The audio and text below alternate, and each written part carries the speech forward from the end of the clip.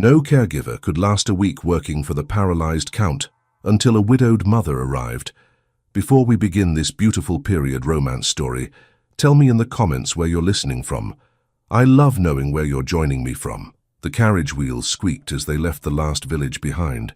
From the window, Lucia saw the narrow road curve along the hillside, climbing in slow, stubborn lines. Somewhere beyond the trees lay the lake everyone spoke of with such admiration, but she barely glanced at it. Her thoughts were with the small boy at her side, who had fallen asleep with his head on her arm and his hand still clutching a wooden toy horse. "Matteo," she whispered, giving him a gentle shake. "Wake up, Caro. We are almost there." He stirred and blinked up at her. "Is this the Count's house, Mama?" "Soon," she answered. "First we must finish going up this hill. Then we will see." He frowned a little, as if expecting something more magical. "Will it be big?" "Yes," she said. "Very big. With many rooms. More than we can count." "Bigger than Nonna's house?" he asked. She felt a small ache at the word and smoothed his hair. "Much bigger than your grandmother's house, but perhaps not as warm. We shall see about that, shall we not?" He nodded, satisfied with this task. The carriage jolted again, and he tightened his grip on her dress. Outside, the air grew colder. The driver's shadow moved now and then across the glass. Lucia turned her eyes to the road ahead. When the trees parted, she finally saw it. The mansion rose at the end of the path, set a little back from the lake, grand and self-contained. Tall windows, a long facade, a roof that seemed to press down on the house like a weight. No smoke rose from the chimneys, though she knew people lived and worked inside. The silence around it was almost strange.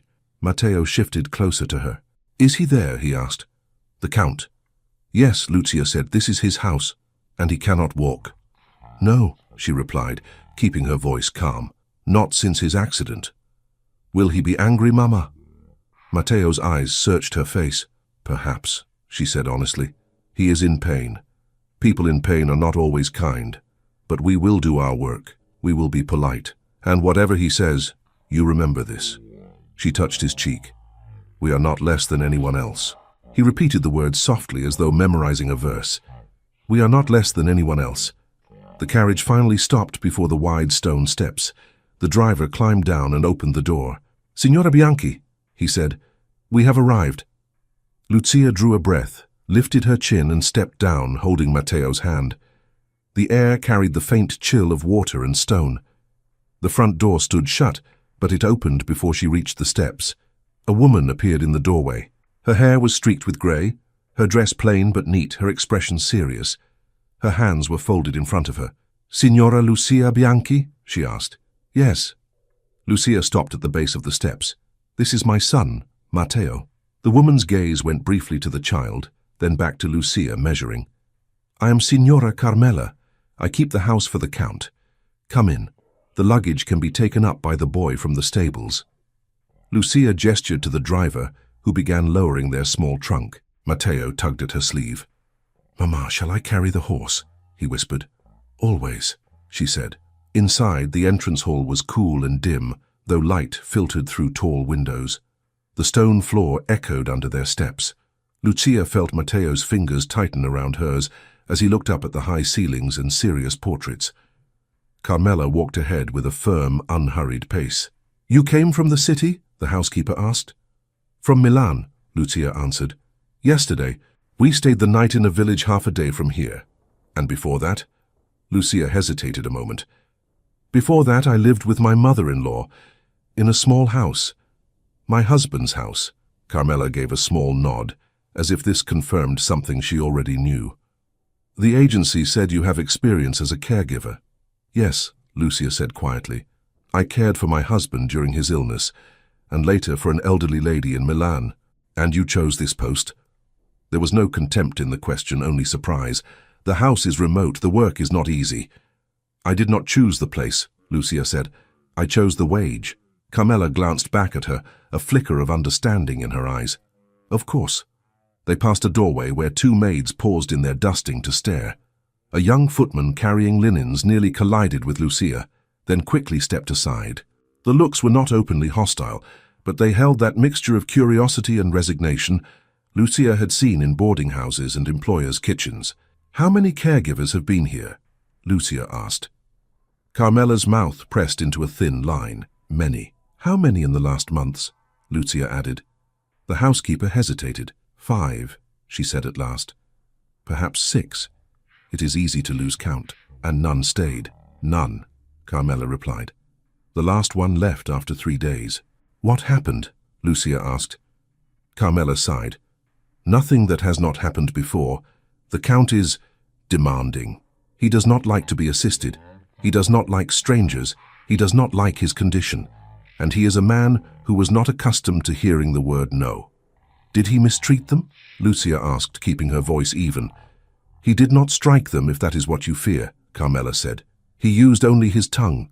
For some, that is as painful as any blow." Lucia felt Matteo look up at her, but she kept her gaze on Carmela. "I have heard worse words than any he can invent," she said softly. "I will manage. We will see," Carmela answered. "No one lasts a week. That is what they say now." "Who says that?" Lucia asked. "The servants, the cook, the stable boy, the children who deliver bread." Carmela's eyes met hers. "And perhaps the Count himself. It has become almost a rule here. A new face on Sunday, an empty room by Saturday." Lucia drew a quiet breath. "Then perhaps it is time someone broke the rule." Carmela studied her for a moment. "You are young," she said. "You have a child. No one will think less of you if you decide the task is too heavy." "No one whose opinion I must fear," Lucia replied. "My concern is not what they think of me. It is whether my son eats." Matteo lifted his head a little higher at the word. Carmela looked at him and then back at Lucia. "Very well," she said. "Let me show you your room." She led them up a narrow back staircase to a modest chamber on the 2nd floor. The window looked out onto a side courtyard. There was a bed, a small dresser, a washstand, and a simple chair. "The boy may sleep with you," Carmela said. "There is no extra room prepared for him. Children are not expected in this house." She hesitated on the last words, but did not soften them. "I understand," Lucia said. "You will start this afternoon," Carmela continued. "The Count has been informed that a new caregiver would arrive today." He did not object. "That is as much welcome as you will receive." "How shall I address him?" Lucia asked. "As Count Alessandro or Signore Conte," Carmela said. "Never by his first name alone. He is particular about forms." "And I?" Lucia asked.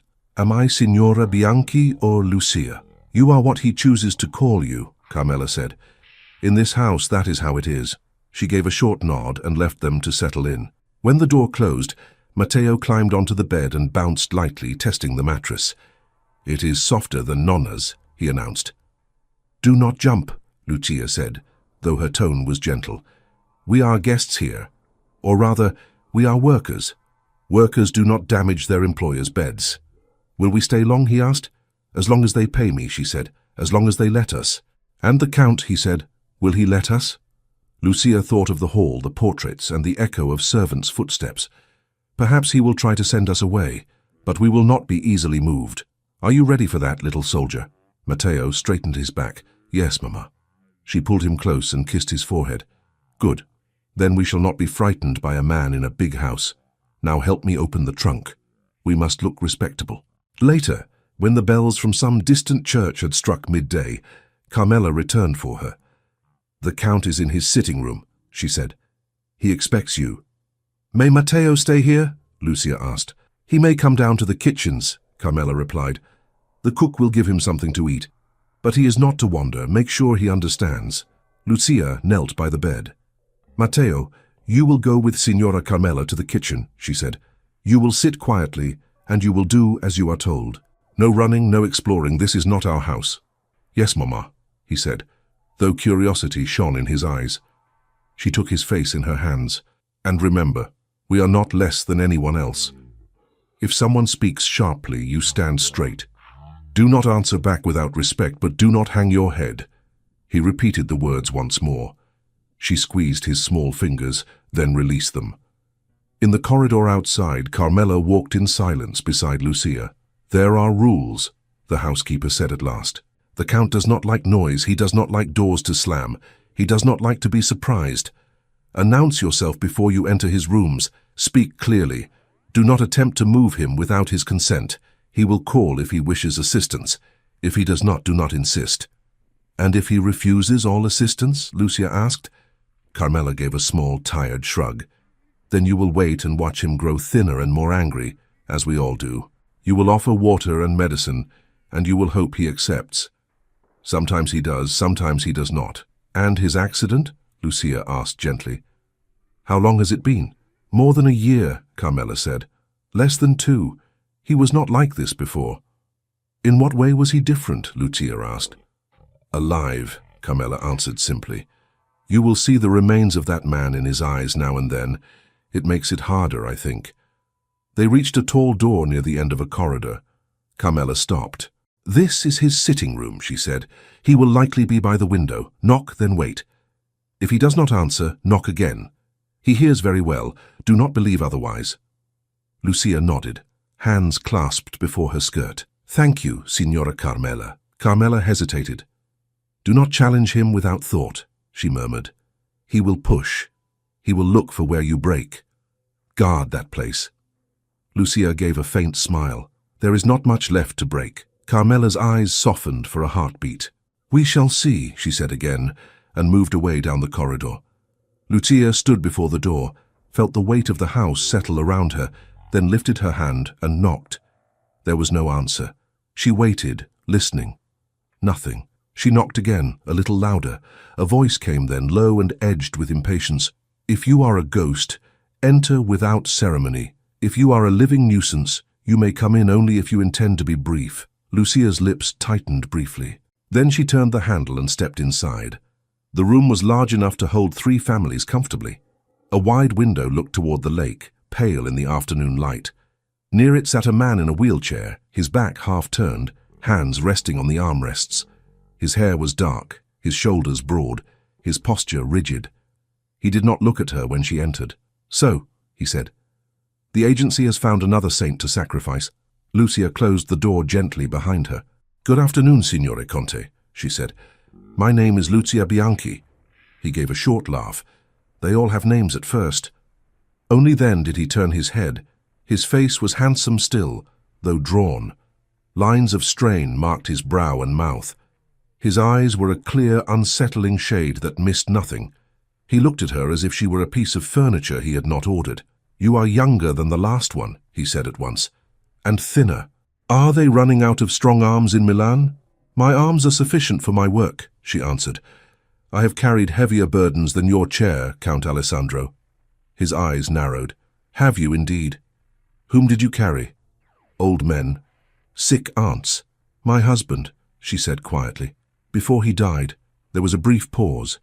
He watched her, perhaps expecting tears, but her voice remained steady.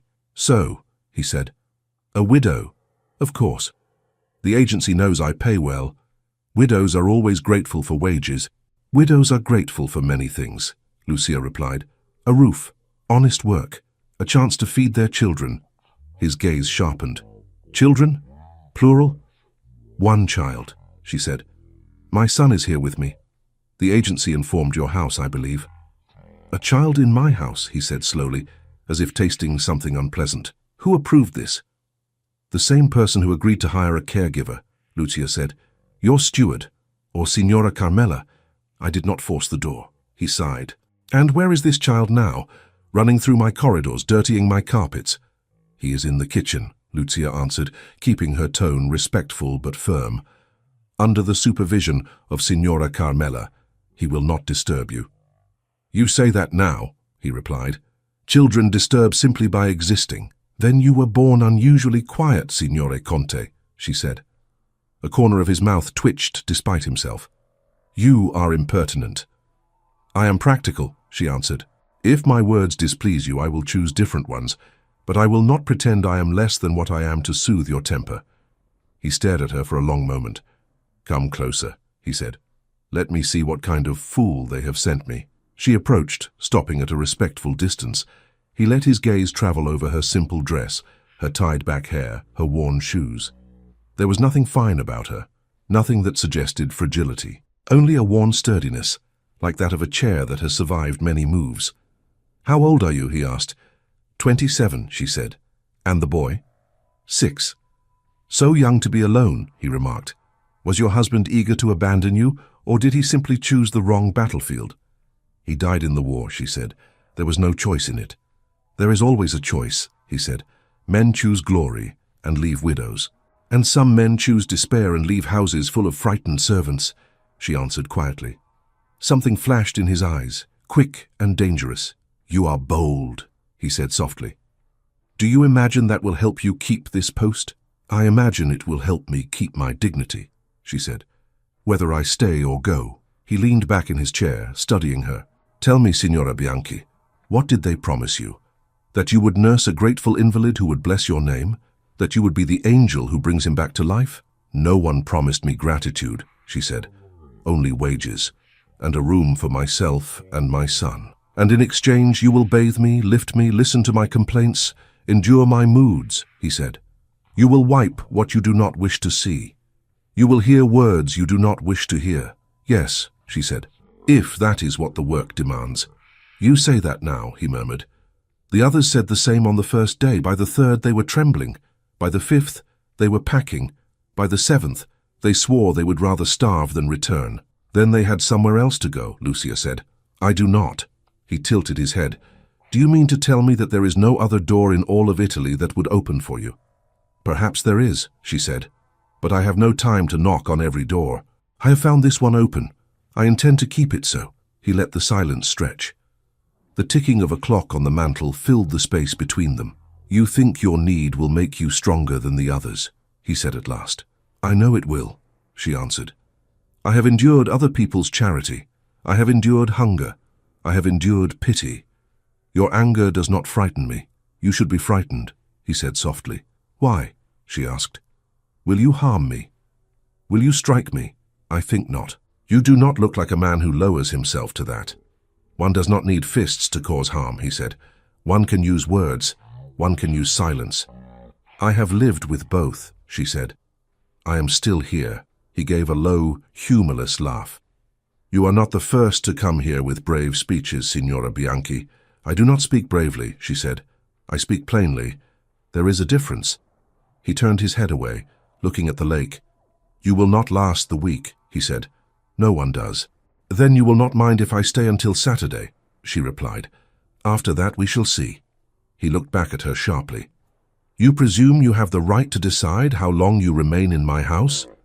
I presume I have the right to fulfill the agreement made with your steward, she said. A week's trial, that is what I was told. You presume much, he said. I presume enough to stand on my own feet, she answered. If at the end of the week you wish me gone, I will leave. But until then, I will do the work for which I have come. He watched her with something like irritation and something like curiosity. Come here, he said. Take this blanket. The wool blanket lay folded over the side of his chair. He had pushed it down with one hand and it hung awkwardly. Do not tell me you cannot manage a blanket, he added. She stepped forward, adjusted the blanket over his legs with careful efficiency. Too tight, she asked. Do not ask me if I am comfortable, he said sharply. I am never comfortable. We shall both accept that and save our breath. She straightened the blanket once more, ignoring the sting in his tone. Very well. I will ask instead whether you are cold. I am not a child, he snapped. That was not my question, she replied. He closed his eyes for a moment. No, he said. I am not cold.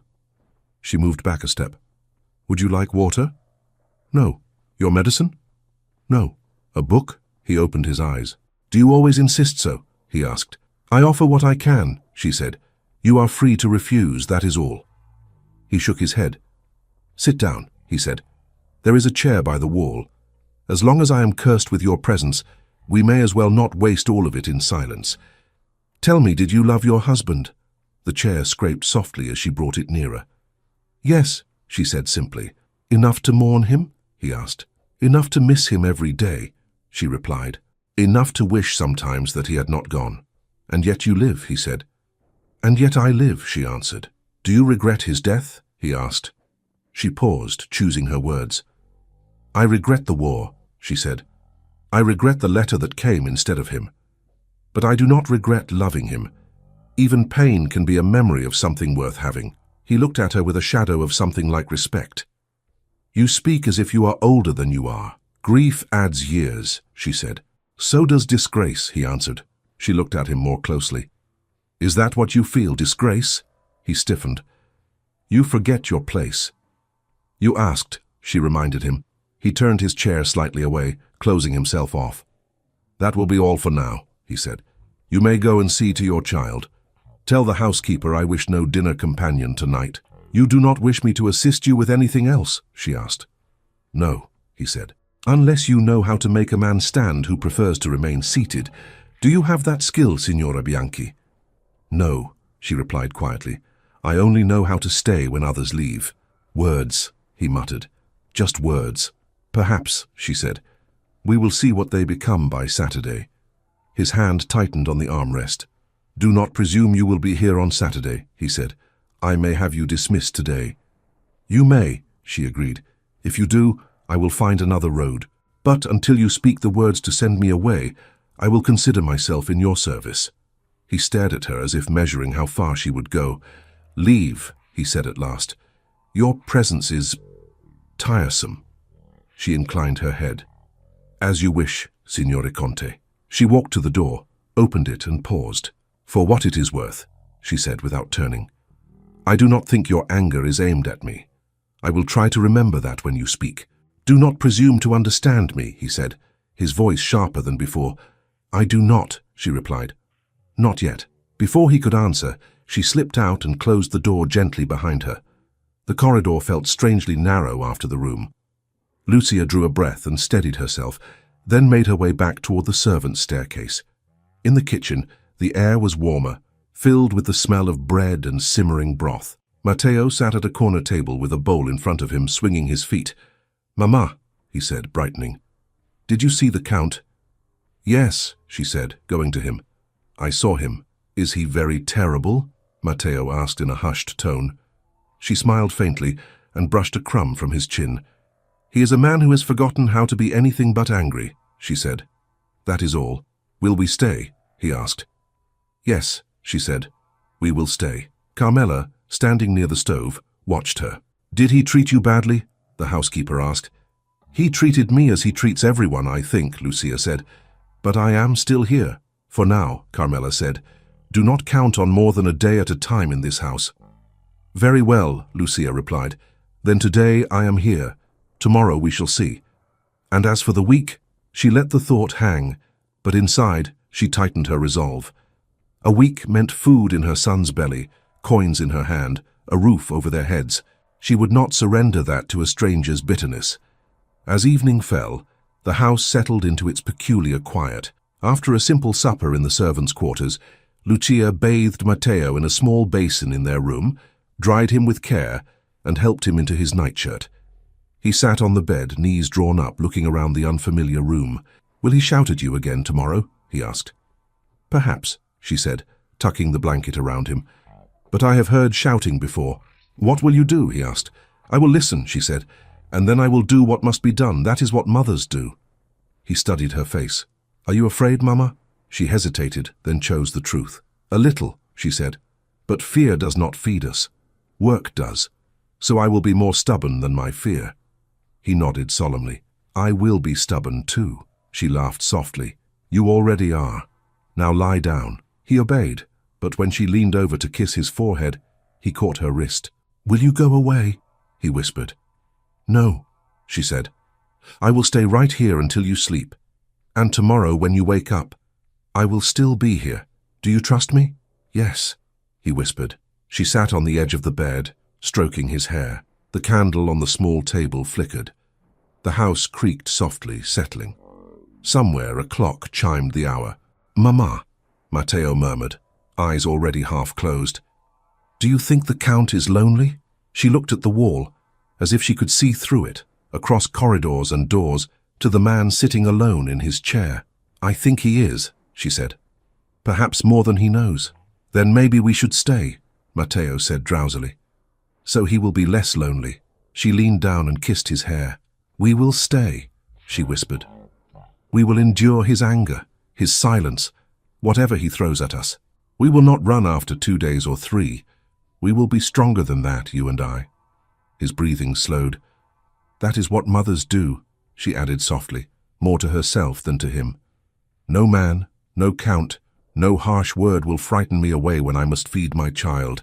Not in a week, not in a day." In his sitting room on the other side of the house, Alessandro sat in the dim light, the blanket heavy over his useless legs. The silence pressed on him from all sides. He had sent away the tray with his dinner almost untouched. The words of the new caregiver echoed in his mind, unwanted but stubborn. He reached for the wheels of his chair, turned it slightly toward the door, then stopped. A faint sound drifted through the corridor, a woman's low voice, a child's softer replies. He could not make out every word, but the tone reached him, gentle and steady, like a hand on a fevered brow. "We will stay. We will not run. No man frightens a mother who must feed her child." The words came to him in fragments, carried by the quiet of the house. He closed his eyes, his jaw tightening. Something unfamiliar stirred beneath the crust of his bitterness, something like discomfort, almost like shame. "No one lasts a week," he muttered to himself, as if repeating a charm that had always worked. But the memory of her voice did not leave. Alessandro opened his eyes and stared into the shadowed room, hearing again that stubborn promise from down the corridor, and thought, "We will see if she still says that after 7 days."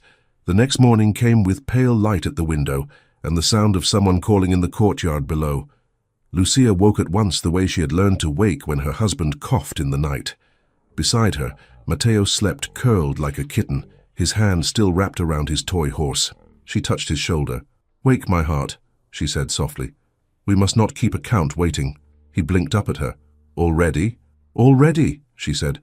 "Work begins early in great houses, or so they like to pretend." He rubbed his eyes. "Will you see him again?" "Yes." "Will he shout?" "Perhaps," she admitted. "If he does, I will still stand. And you will eat your breakfast, no matter what noise comes from the upper floors. Do you understand?" He nodded, though uncertainty clouded his eyes. She kissed his forehead and rose, quickly dressing in her plain dark dress and apron. She tied her hair back and washed her face in cold water. When she caught her reflection in the small bit of mirror above the basin, she saw the same determined mouth and tired eyes. It would have to do.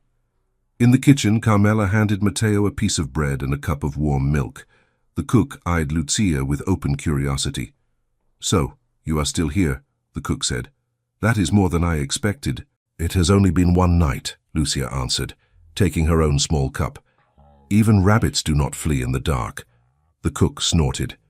"Give it time." Carmela took a cloth from a shelf and handed it to Lucia. "The Count is usually awake by now," she said. "He does not ring for anyone, but if you bring his breakfast and offer it, he may accept, or he may send it back untouched. Do not take it personally if he does." "I will not," Lucia said. "May I ask one thing?" "Yes," Carmela said. "If he refuses his food, what then?" "Then we wait until midday," Carmela answered. "Sometimes hunger persuades him more than reason." Lucia nodded. "Then I shall carry the tray and let hunger fight on my side." She balanced the tray carefully and carried it up the back stairs, the porcelain cups clinking softly. At the door of his sitting room, she paused and knocked. "Enter," came his voice, sharp and sudden. She stepped in. The room looked much the same as the day before. He sat by the window, already dressed, eyes on the lake. "You are early," he said without looking at her. "Morning is the best time for meals and for work," she answered. "I brought coffee and bread." "I did not ask for them," he said. "No," she agreed, "but your body did." He turned his head a fraction. "My body does many things without my consent. That does not mean I must obey it." "I would not speak of obedience between you and your own body," she said. "Only of kindness." He gave a short, humorless laugh. "Kindness? You think kindness will cure me?" "No," she said, "but it might make the days less hard to endure." "And what do you know of hard days, Signora Bianchi?" he asked. "You have seen 27 summers. I have seen more." "Summers do not measure pain," she replied, "only candles and calendars." He watched her a moment, then gestured toward a small table near him. "Put the tray there. If I decide I wish to eat, I will call you." "I can help you now," she offered. "A cup is not heavy, but it is more easily lifted with 2 hands than 1. His jaw clenched. I still have 2 hands, he said. Yes, she said quietly. But only one is free if you do not wish to spill. His gaze sharpened. You saw that? I saw the stain on the rug, she said. The maid will receive the scolding meant for your pride. It is unjust. He flinched almost imperceptibly. You observe too much. It is my work, she said, to see what is needed and offer it without making a parade of it. He looked at her a long moment, then said, Very well, pour the coffee. She did so in silence, then held the cup so he could take it. His hand brushed hers briefly, the contact fleeting but tense. You see, he said, I can drink without assistance. Of course, she said, you do not need me for everything. I would not wish you to. Then why are you here? He asked. To do what you cannot do alone, she replied, and sometimes to do what you will not admit you need help to do. He took a sip, watching her over the edge of the cup. Do not imagine yourself my equal in this room, Signora Bianchi. You are hired to serve. I am fully aware, she said, but even a servant has eyes and ears and a mind. You cannot dismiss them when you put coins in her hand. Most employers prefer not to see that much in the people they hire, he said. Most employers prefer not to see many things, she answered. That does not make those things disappear. He did not reply. She stepped back, giving him space. After you finish your coffee, she said, the doctor recommended you try a few stretches with your legs. I can help you with that. He believes it may ease the stiffness. The doctor believes many things, Alessandro said, most of them useless. Have you tried them long enough to know? She asked. His eyes flashed. You imply that I have not done my part. I do not know what you have or have not done, she said. I only know that doctors give advice to be followed. If it proves useless, then you may curse it with a clear conscience. If you refuse from the start, you will always wonder. You presume to tell me how I should think, he said. I presume nothing, she said. I am here. You are here. Between us there is work. I am concerned only with that. He drank his coffee in silence. When the cup was nearly empty, he set it back on the saucer with a small sigh. Bring the blanket, he said. We will try your precious exercises. She moved without delay, folding the blanket aside and helping him shift his legs carefully. His jaw clenched with each movement, but he made no sound. Does it hurt? She asked. Of course it hurts, he said through his teeth. Pain is how I know they are still attached. If it becomes too much, do not tell me when it is too much, he cut in. I will tell you. You will, she agreed softly. But I must ask. They moved through the exercises slowly. She lifted, supported, counted quietly. 1, 2, 3. Your voice is like a metronome, he said. Does it disturb you? She asked. It reminds me that time passes, he said. That alone is disturbing. It passes whether you hear it or not, she said. At least this way, it does something while it goes. He did not answer, but he did not ask her to be silent either. When they finished, he was pale and breathing a little faster. She covered his legs again and stepped back. You did well, she said. He gave her a dark look. Do not speak to me as if I were a child who swallowed his medicine. If you were a child, you would have shouted and refused, she replied. You did neither. A flicker of reluctant amusement crossed his face. You are determined to find compliments for me where there are none. I am determined to see what is true, she said, even if you prefer not to. Before he could respond, there was a knock at the door. Carmela's voice sounded from the hall. Signore Conte, you have visitors. Visitors? He repeated. Who has dared to forget that I do not receive? Your mother, signore, came the answer. Silence fell. Lucia watched him closely. His fingers tightened on the arm of his chair, his shoulders stiffening. Of course, he said at last, his voice low. Who else would believe herself above my refusals? Let her in. He glanced at Lucia. Stand back, he told her. She disapproves of anything that suggests I might need help. It will be difficult for her here, Lucia said. Alessandro's mouth twisted. It has always been difficult for her here. The door opened, and the Contessa Maria di Riva entered, followed by a tall, well-dressed man Lucia did not know. The Contessa was elegantly dressed in dark silk, her hair swept back, every movement controlled. Her gaze swept the room, taking in the tray, the blanket, Lucia's simple dress. My son, she said, crossing the room with careful steps. You look pale. Good afternoon, mother. Alessandro answered. "And good afternoon, Cousin Lorenzo. I see news of my continued existence reached you?" The man beside the Contessa gave a small, polished smile.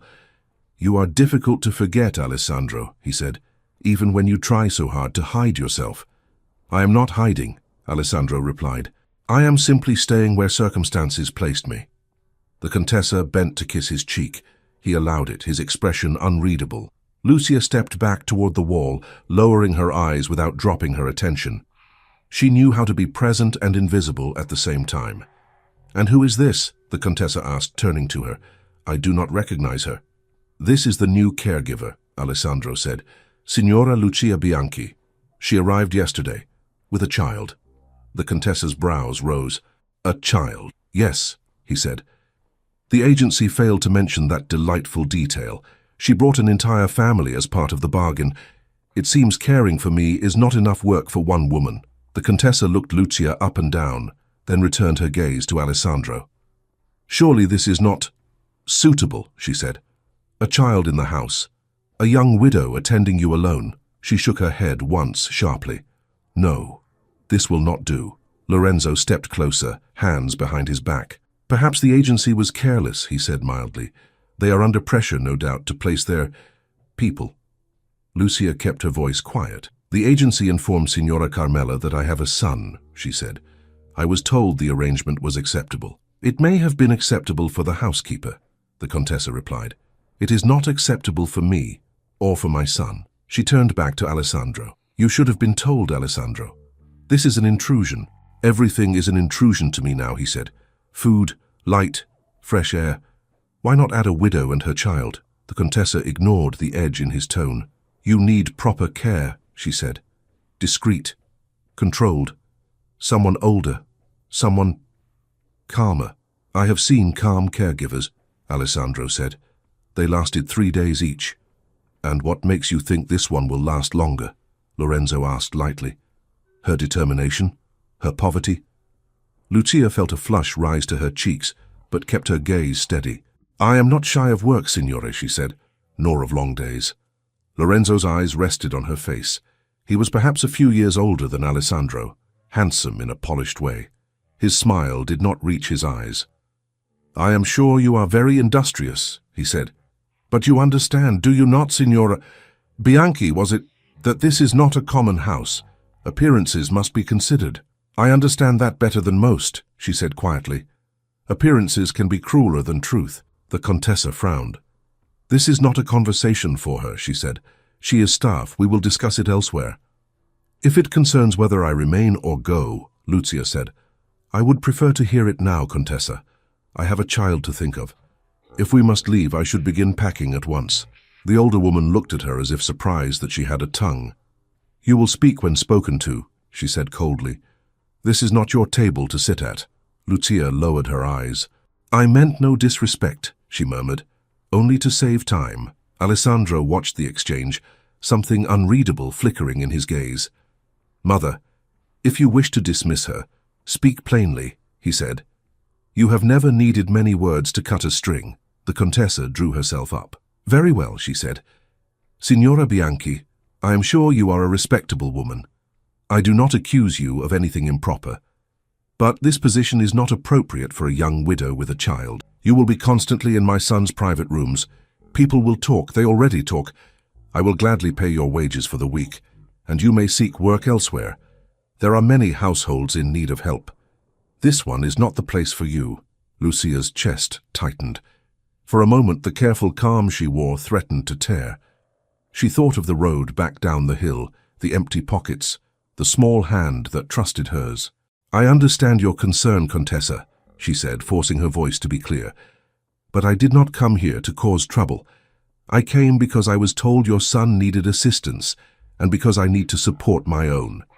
If I leave now without even a chance to work, I will return to nothing. I do not have another house to go back to." "There is always somewhere," the Contessa said. "Family, friends, charity." "I have exhausted my family," Lucia said. "I will not live on charity." "Pride is a luxury for the poor," Lorenzo remarked. "It tends to cost them more than it gives." "Dignity is not pride," Lucia replied quietly. "It is what keeps us from crawling." The Contessa's eyes flashed. "Enough," she said. "You forget yourself. Alessandro, tell her to go. This is beneath you. Everyone will know you have a young woman hidden in your rooms. It will be interpreted in only one way, and not in her favor." "That is not fair," Lucia said before she could stop herself. "I will not be hidden. I work in the daylight in front of servants and doctors. I am not ashamed of my hands." "Your hands are not the problem," Lorenzo said softly. "Cousin," Alessandro said, his voice sharper now, "we all understand your concern. There is no need to polish it further." He turned his gaze to his mother. "You wish to avoid scandal, mother. I understand that. You fear what people say in drawing rooms. You fear whispers more than you ever feared reality. That has not changed." "I fear for you," she said. "I fear for the name you carry, for what remains of your place in this world." "You fear for a coat of arms carved in stone," he replied. "I no longer wear that coat. I wear this chair." There was a heavy pause. Lucia looked from one to the other, feeling as if they stood on either side of a river she could not cross. "If you tell me to go, Signore Conte," she said quietly, "I will go. I will knock on other doors. Perhaps one of them will open. But if you dismiss me only to soothe other people's tongues, weigh their comfort against my son's hunger. That is all I ask." The room held its breath. The Contessa tightened her shawl around her shoulders. "She speaks as if her problems were our fault," she said. "We did not make her a widow." "No," Lucia said. "War did that. But you did call for a caregiver and promise wages.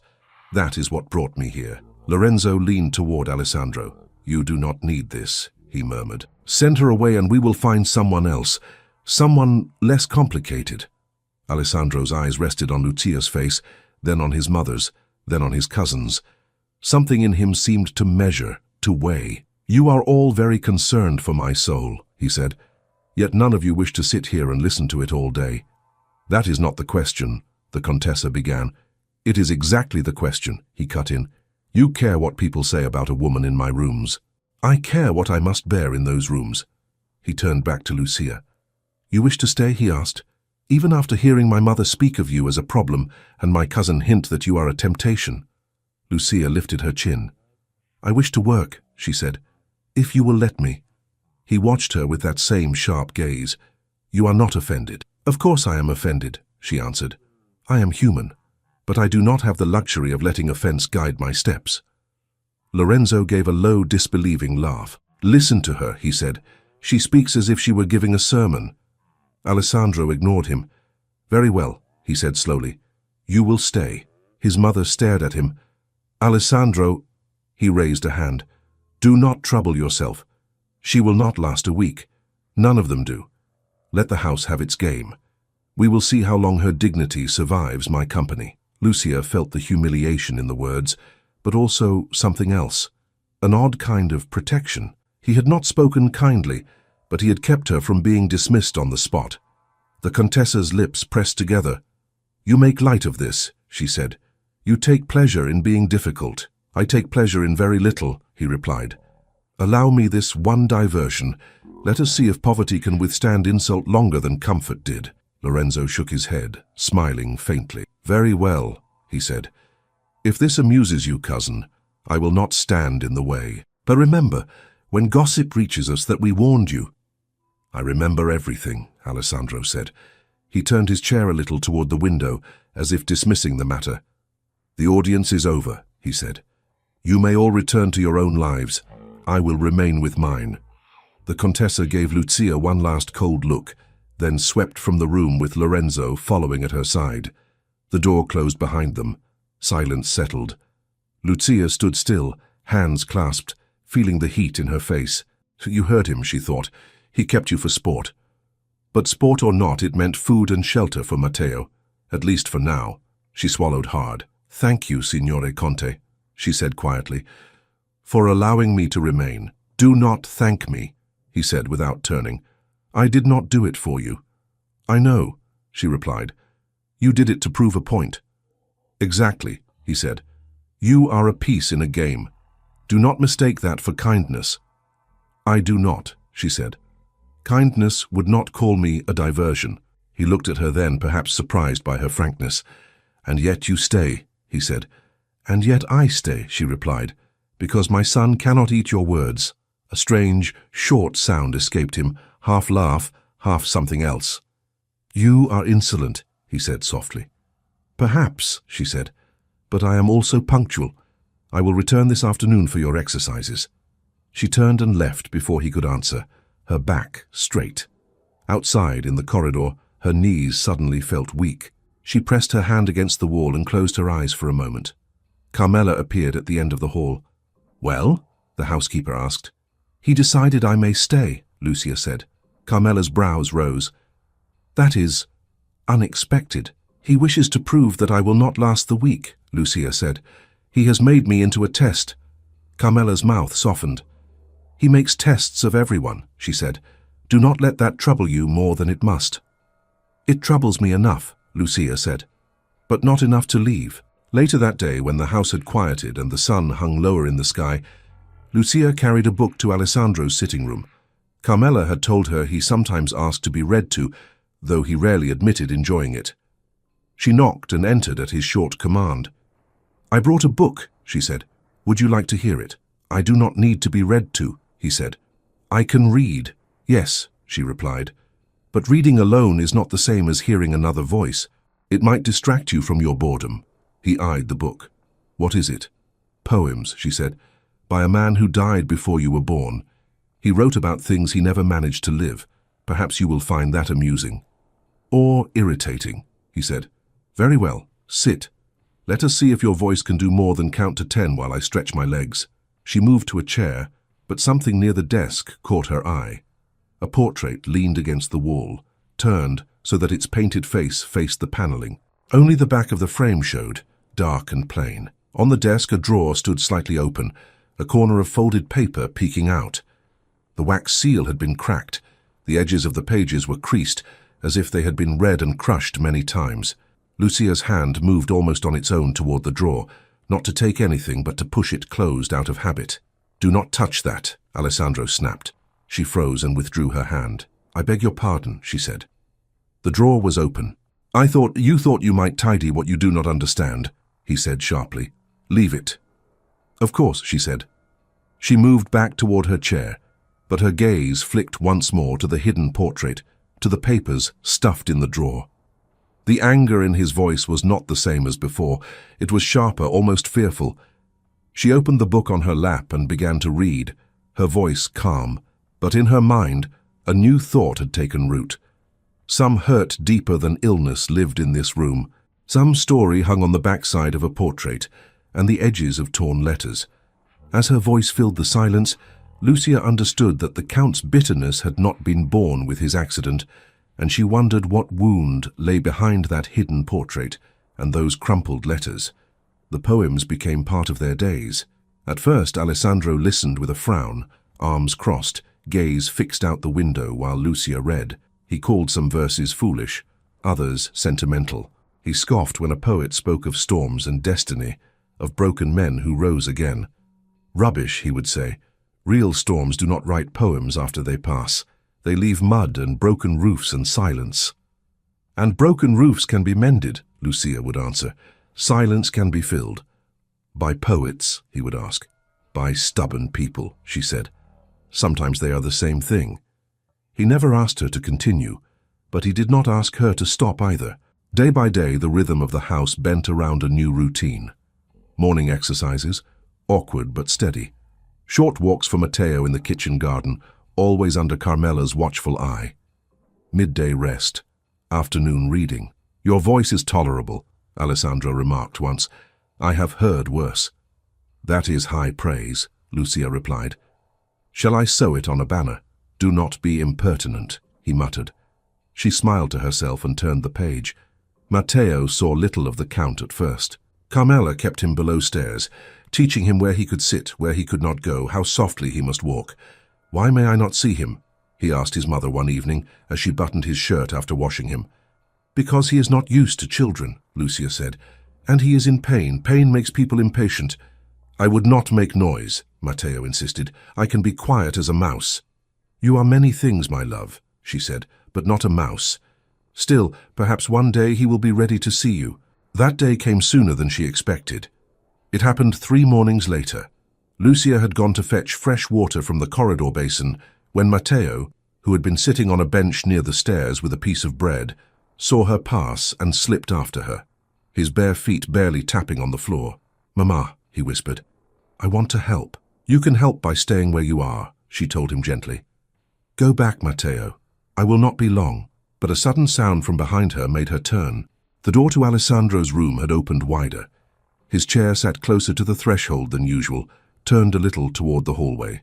"I rang the bell twice." His voice came sharp. "Do you intend to answer only on feast days?"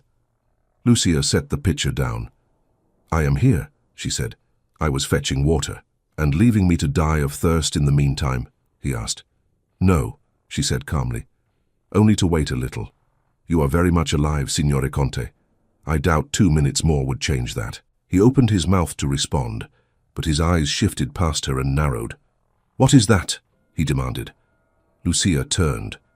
Matteo stood frozen halfway to her, his bread clutched in his hand, crumbs decorating his chin.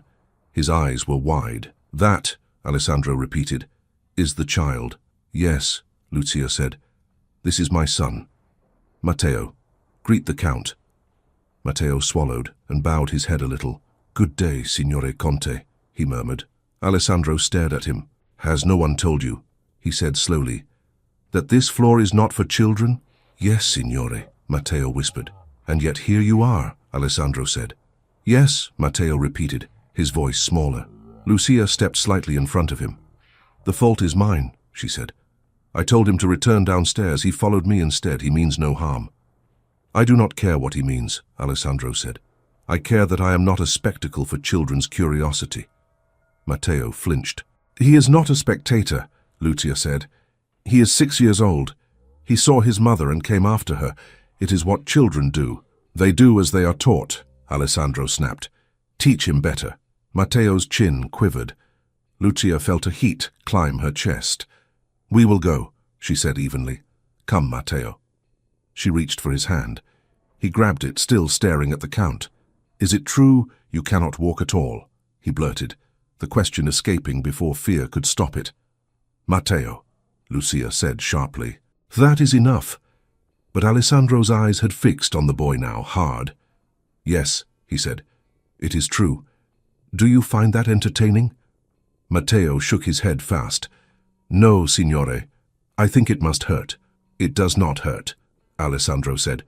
"It is worse than hurt. Pain reminds you something is still there. This is nothing." Matteo looked down at the Count's covered legs, then up at his face. "I am sorry," he said. "I do not need your pity," Alessandro replied. "It is not pity," Matteo said in a rush. "Mama says, she says sometimes people say angry things because their heart is tired. She told me not to be afraid of that." "Matteo," Lucia breathed, mortified. Alessandro's gaze slid to her again, sharp as a blade. "Did she?" he asked. Lucia swallowed. "Yes," she said. "I did." "Your mother speaks much," Alessandro said to the boy. "Does she also tell you that little boys should obey when they are told to stay in the kitchen?" "Yes," Matteo said quietly. "But you disobeyed," Alessandro said. "Yes," Matteo repeated. "Then she lies," Alessandro said coldly. "Fear would have done you good today. Go, and do not come back here." Matteo's eyes filled. He turned, his small shoulders stiff, and walked back down the corridor. He did not run, but each step seemed heavy. When he had disappeared around the corner, Lucia turned back to Alessandro, anger trembling under her skin. "There was no need for that," she said. "For what?" he asked. "For telling the truth. He disobeyed. He should fear you. You are all he has. If he learns now that disobedience brings consequences, he may survive this world better than I did. Fear is not the only teacher," she said tightly. "And you know nothing of what he has already survived." "I know he is a child," Alessandro replied. "Children adapt. They forget. They do not," she said, voice low. "They carry words in their chest like stones. Some they never put down." He looked at her, taken aback by the intensity in her tone. "You are upset," he observed. "You said my anger does not frighten you." "Your anger does not," she said. "Your cruelty to a child does. I was not cruel, he said, a faint, defensive edge entering his voice. I did not shout. I did not strike him. I answered his question honestly. You used him to wound me, she said. That is not honesty, it is aim. He inhaled, held it, then let it out slowly. Perhaps you should leave, he said. You are no use to me when you are offended. She looked into his face and saw beneath the hardness something like shame. It did not make her less angry, but it cooled the heat enough for her to speak without shouting. I will bring your water, she said. Then I will go comfort my son. We will both return when we have had time to remember why we are here. He stiffened. Do not speak to me as if you had any power over my house. I have power over myself, she said. I choose not to stay in a room where my child has been used as a target. She filled the glass, placed it on the table within his reach, and left without waiting for dismissal. In the kitchen, Matteo sat on the bench with his toy horse clutched so tightly his knuckles were white. Carmela hovered near the stove, pretending not to watch him. Lucia knelt before him. Matteo, she said gently. He looked up, eyes bright with unshed tears. I made him angry, he whispered. I'm sorry, Mama. You did nothing wrong, she said at once. You were curious, you are 6. He is a grown man who should know better than to aim his anger at you. He said you lied, Matteo said. You do not lie. No, she agreed. I do not to you. He spoke out of his own bitterness, not out of truth. Does he hate me? Matteo asked. No, she said. He does not know you. He hates what he has lost. He sees your legs run, your feet move, and it reminds him of his own. That is all. I will not run near him, Matteo said quickly. I can walk slowly, I can be careful. You can be a child, she said. The rest is his work, not yours. Carmela approached then, drying her hands on her apron. It is not wise for the boy to go near the upper floors, she said quietly. The Count is unpredictable. I know, Lucia replied. I will keep him below, I promise. Her promise held for the next days. Work settled again into a pattern. Matteo stayed near the kitchen and yard. Lucia divided herself between her son and the man who seemed determined to push her to her limits. Gradually, something shifted. The next time they did the exercises, Alessandro did not snap when she suggested an extra stretch. He grunted and complied. When she read in the afternoons, his comments grew less mocking, more dryly observant. This poet, he said once, longs for things he never possessed. He writes of bravery and battlefield glory. I would wager he never held a sword. Perhaps, Lucia said. Or perhaps he held one and failed to use it. And you prefer that? Alessandro asked. Cowardice over experience? I prefer honesty, she said.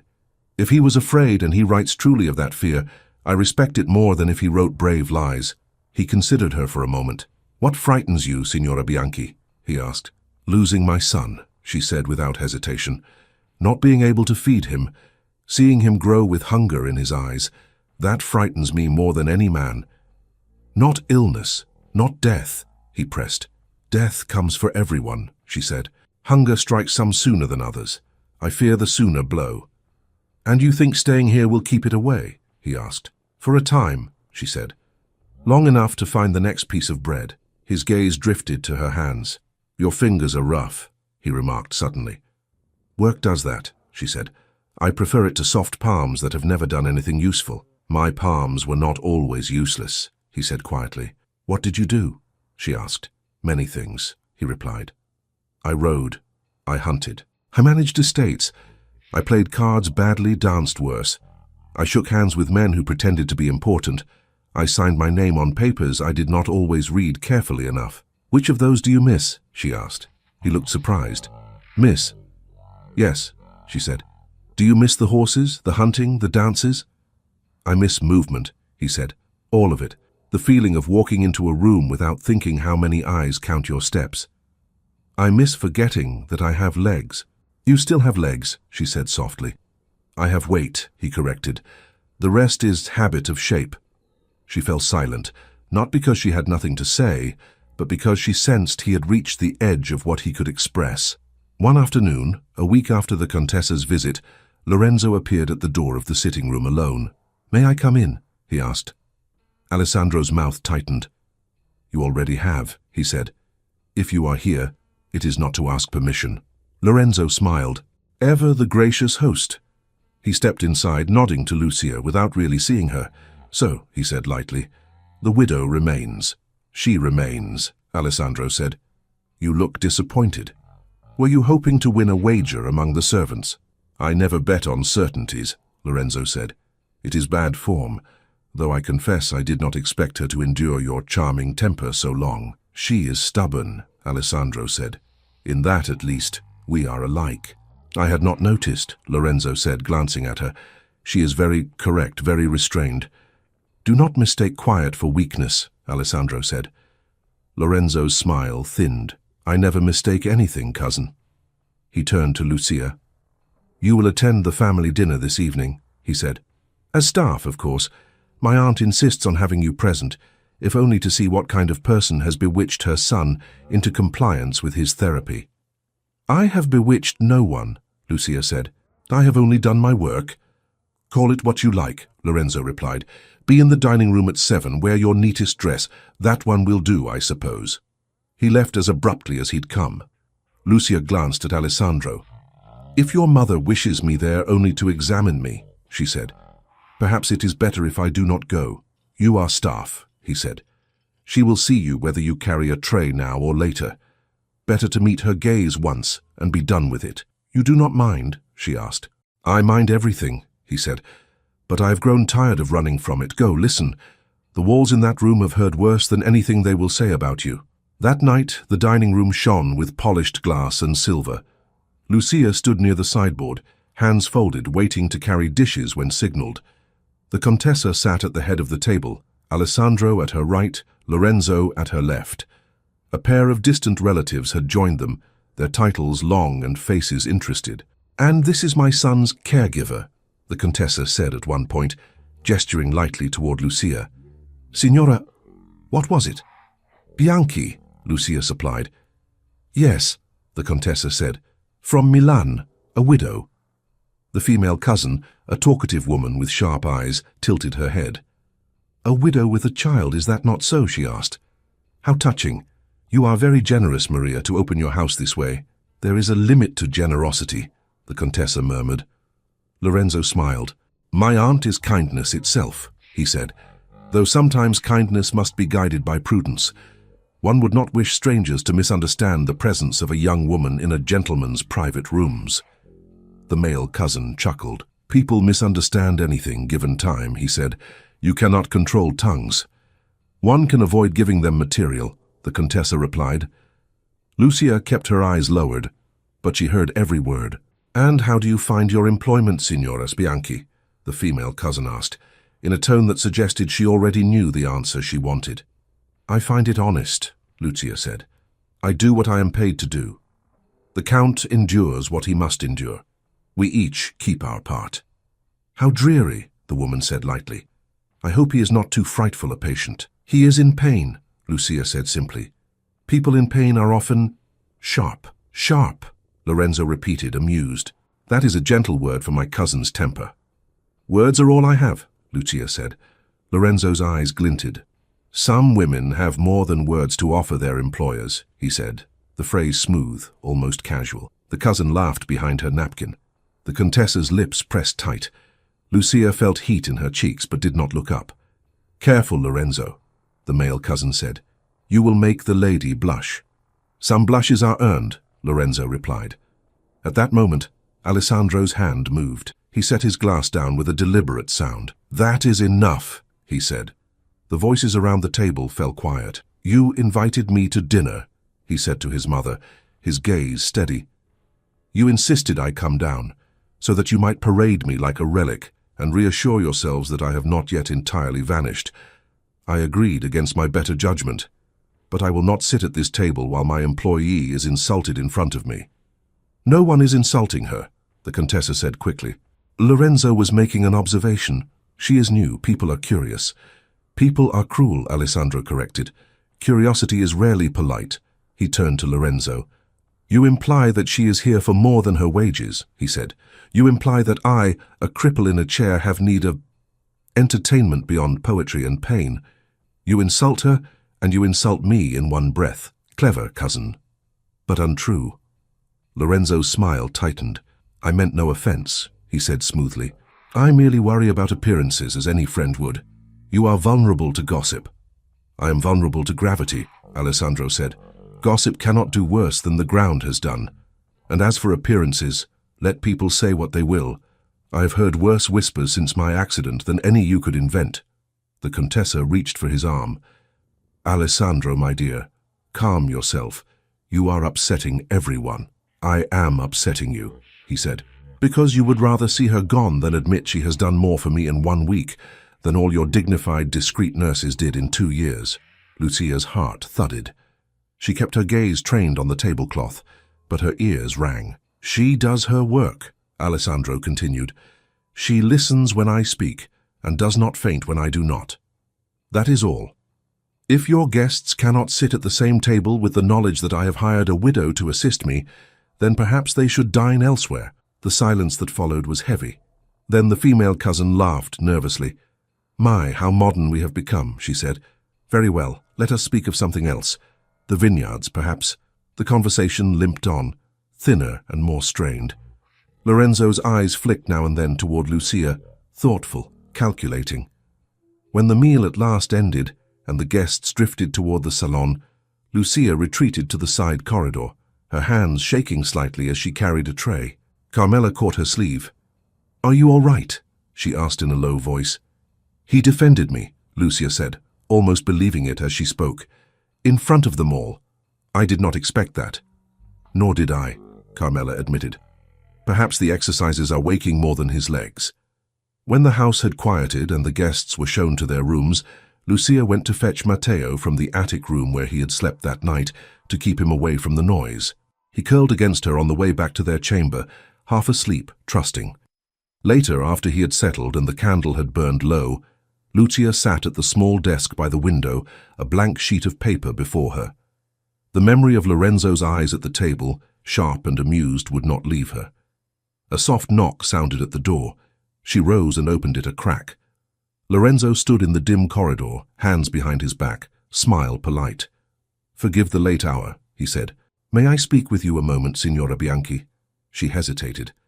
My son is asleep, she said. I cannot leave him.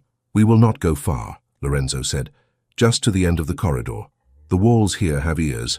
I prefer to offend fewer of them at once. Against her better judgment, she stepped into the hallway, pulling the door almost closed, but leaving it unlatched. What is it, signore? She asked. He studied her face a moment. You must not mistake my cousin's defense for security, he said. I do not, she replied. I am still staff. You are more than that now, he said, at least in the eyes of those who watch. When a man defends a woman so vehemently at table, people assume no attachment. I did nothing to encourage such assumptions, she said. I believe you, he replied. But belief will not help you when gossip reaches the town, or the agency, or certain offices in the city. A chill slid down her spine. What offices? She asked. The ones that decide where children without proper homes should go, he said softly, where they decide whether a mother is suitable, respectable, safe. She stared at him. Are you threatening my son? I am warning you, he said. If you remain here, whispers will grow. They will not touch my cousin. He is a count. They might not touch you at first. You are only a servant. But if someone decides that a young widow is using her position improperly, that she is too close to her employer, too often alone with him, questions will be asked, papers examined. A boy's presence in such a house will be called irregular. Her mouth went dry. You would not dare, she whispered. I would prefer not to, he said. I am not a monster. I only wish to protect what little order remains in this family. My advice to you is simple. Leave. Take your son. Do not wait until talk curdles into accusation. And if I refuse, she asked. He sighed gently. Then I will be forced to speak with people who can make your life far more difficult than it is now. You will find that no respectable house wishes to employ you. That certain doors close. That perhaps for the boy's own good it would be better if he were raised in an institution, among other children, rather than by a mother whose reputation is compromised. Her hands clenched at her sides. For you think you can take him from me by talking, she said, her voice shaking. I think, he replied, that in this country, in this century, a woman alone with no powerful name to shield her should tread carefully. I'm offering you a path away from danger. Take it." He stepped back, his smile returning, cool and pleasant. "You are clever enough to understand reason," he said. "Good night, Signora Bianchi." He left, his footsteps fading into the darkness. Lucia stood in the corridor, heart pounding, until she heard Matteo stir behind the door. She slipped back into the room, closed it, and leaned against the wood, shaking. Her eyes went to the small bed where her son slept, his arm flung over the blanket, his toy horse on the pillow beside him. The thought of anyone taking him away made her feel as if the air had been punched from her lungs. Slowly, she returned to the desk. The blank sheet of paper waited. She sat, dipped the pen in ink and began to write.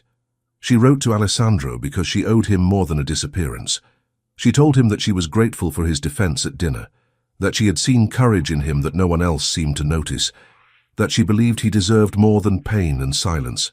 And then she told him she must leave. She did not mention Lorenzo's threat. She only wrote that the weight of gossip would fall harder on her than on him, and she could not risk her son's future. She wrote that her departure was not a judgment on his character, but an act of survival. By the time she reached the final lines, tears blurred the ink. Her hand shook as she signed her name, Lucia Bianchi. She sat there for a long moment, staring at the words. Then she folded the letter carefully, pressed it against her chest as if it might still change its meaning, and sat trembling between the man she had begun to understand and the child she could not afford to lose. Lucia did not sleep that night. The letter lay folded on the small table by the window, a pale square in the candlelight.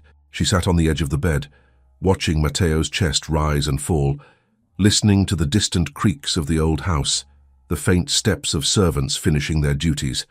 Her mind went back again and again to Lorenzo's voice in the corridor. "I am offering you a path away from danger. Take it." She had faced hunger, grief, and loneliness. She had not faced the thought of losing Matteo. That terror was new and sharp and very real. Near midnight she rose, took the letter, unfolded it, read the shaky lines. Her own words felt both too much and not enough. "He will read this," she whispered to herself, "and he will think I am ungrateful, or cowardly, or both." She folded it again, pressing the crease with her thumbnail. Matteo stirred. "Mama," he murmured, half asleep. She crossed to him at once. "I am here," she whispered. "Sleep. Are we staying?" he asked, eyes still closed. She hesitated, then bent to kiss his hair. "We will talk in the morning," she said. "Now rest." When dawn finally paled the window, her decision was made. She dressed quietly, took out the small bundle of clothes they had brought, and began to pack. Every movement felt like a betrayal and a necessity at once. Matteo woke as she was tying the trunk. "Are we going?" he asked, sitting up, hair tousled. "Yes," she said softly. "We must." He blinked. "Because of the Count, because of the house," she said. "Because of people who do not wish us here. It is not safe for you, Matteo. I will not risk that." He looked worried. "Will we be hungry again?" "Perhaps for a while," she answered honestly, "but we have survived that before." "We will again." A knock came at the door. Lucia opened it a crack. Carmela stood there, already dressed, her face more lined than usual. "You are up early," the housekeeper said. "I am leaving," Lucia replied quietly. "This morning." Carmela's eyes moved to the trunk, then to Matteo's pale face. "Has someone dismissed you?" she asked. "No," Lucia said. "I dismiss myself." "Why?" Carmela asked, voice low. Lucia hesitated. "Your master's cousin," she said finally. "He came last night. He believes my presence here will bring harm, not to the Count, to my son." Carmela's eyes hardened. "What did he say?" "That gossip will come," Lucia said. "That I will be painted as something I am not. That someone may decide I am not fit to raise my own child." Carmela's breath caught. "He would not—" "He could," Lucia said. "You know he could. I have no name to shield me, no relatives with influence, only this boy." Carmela looked at Matteo, then at Lucia again. "Does the Count know?" she asked. "No," Lucia said. "I will not burden him with this. He has his own battles. I will not become one more." She glanced at the folded letter on the table. For a moment, she reached for it. Then she drew her hand back. "If your cousin finds it before the Count does," she said, "he will twist every word. If your mother finds it, she will burn it. You could give it to him directly," Carmela suggested, and watch you or some other servant be blamed for carrying it. Lucia shook her head. No. Better he thinks I am like the others. It will hurt his pride for a day or two. That is lighter than a scandal that might tear apart my son's life. Carmela studied her. You care for him, she said quietly. More than you wish to admit. Lucia's throat tightened. I respect him, she said, and I pity him, and I understand him more than I expected to. But none of that feeds a child. I see, Carmela murmured. Will you help me? Lucia asked. We have little baggage. A place in a cart or small carriage to the village will be enough. From there I will manage. Carmela hesitated, then nodded slowly. There is a farmer bringing milk this morning, she said. He returns empty. I will ask him to take you and the boy. If anyone questions, I will say you decided the work was too hard. People will believe that, Lucia said. They expect it. Will you not at least say goodbye to the Count? Carmela asked. Lucia's fingers dug into the fabric of her skirt. If I see him, she said, I will not leave, and if I stay, I may lose Matteo. That is the simple truth. Carmela sighed. You are a brave woman, Lucia Bianchi, and a stubborn one. Both qualities the Count despises, Lucia said with a trembling smile. Both qualities he needs, Carmela replied. Come, the farmer will not wait all day. She helped carry the small trunk down the back stairs. Matteo walked beside them, clutching his toy horse and a cloth bundle with his spare shirt and trousers. In the grey yard, a cart stood hitched to an old horse. The farmer, a broad man with kind eyes, looked surprised when he saw Lucia and the child. This is the caregiver, he asked Carmela, the one they said would not last the week. This is she, Carmela said. She has decided to return to the village. She will pay you for the journey. Lucia handed him a small coin, almost all she had. He took it with a nod. Climb up, he said. We'll be there before the sun is high. Lucia turned to Carmela. For a moment, the two women simply looked at each other. Thank you, Lucia said, for your kindness. I did very little, Carmela replied. You did the hard part. If you can, Lucia said hesitantly, tell the Count that I wish him days with less pain. I will tell him something, Carmela said. I do not know if he will listen. Tell him nothing, Lucia said suddenly. Let him be angry with me. Anger is easier to carry than pity. Carmela's eyes softened. You do not know his anger as I do, she said. But perhaps you are right. She rested a hand briefly on Matteo's head. Mind your mother, she said.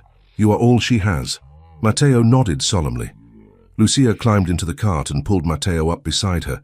The wheels creaked as the farmer flicked the reins and the horse started forward. The mansion receded slowly. Lucia kept her eyes on the road ahead. Matteo watched the house until it disappeared behind a stand of trees. Are you sad, Mama? He asked. Yes, she said simply. But I am more afraid than sad. And that is what makes us move. Will we see the Count again? He asked. I do not know, she replied. Life is strange.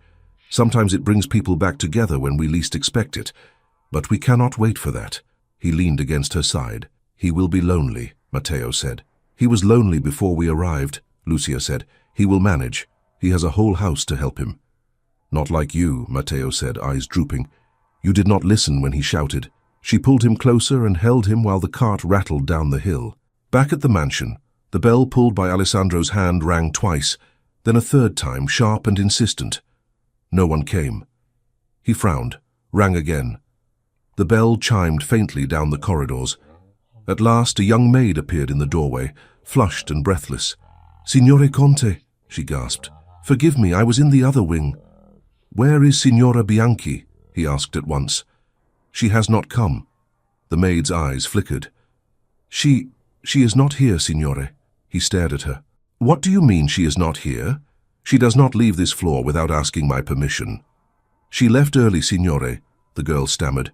Before dawn. He felt something cold drop in his chest. Left, he repeated. Yes, Signore, with the boy. Signora Carmela arranged a cart. They are gone. For a moment, nothing in the room seemed solid. Then his hand tightened on the arm of the chair. Send Carmela to me, he said quietly. Subito, Signore, the maid said, and vanished. He sat very still, staring at the empty doorway. The blanket over his legs suddenly felt heavier than ever. Gone, like all the others. But she had not seemed like the others. She had not flinched. She had not cried when he sharpened his words. She had promised she would stay a week. No man, not even a count, frightens a mother who needs to feed her child. Apparently, he thought bitterly, I am less frightening than hunger. That should comfort me. It did not. Carmela came in with her usual measured steps, but he saw at once that her hands were clasped tighter than usual. So, he said, you have decided to run my household as you please. She lifted her chin. I do as duty and conscience tell me, signore. Duty, he repeated. To whom? Not to me, to the living soul in this house who needs most, she said, and sometimes that soul is not yours. He glared at her. Where has she gone? To the village, Carmela said. Beyond that, I do not know. Why? He demanded. Yesterday she was here, today she is gone. What changed between one sunset and the next? Carmela hesitated. Your cousin spoke with her, she said quietly. Late last night in the corridor. I did not hear every word, but I saw her face after. She looked frightened. His fingers dug into the wood. Lorenzo, he muttered. Of course. He turned, grimacing as the movement strained his back. Send him to me, he said. Now. Alessandro, Carmela began. Now, he repeated, voice like ice. She bowed her head and left. Lorenzo arrived not long after, immaculate as always, his expression calm. You rang, cousin? He asked. You sound very imperious for someone who never leaves his chair. Where is she? Alessandro asked without preamble. Whom? Lorenzo asked lightly. You will have to be more specific. Women pass through this house as often as the seasons. Do not play with me, Alessandro said. Lucia, where is she? Lorenzo's brows rose. Ah, the widow. Yes, Alessandro said. The widow who was here yesterday and is gone this morning. Did you speak with her?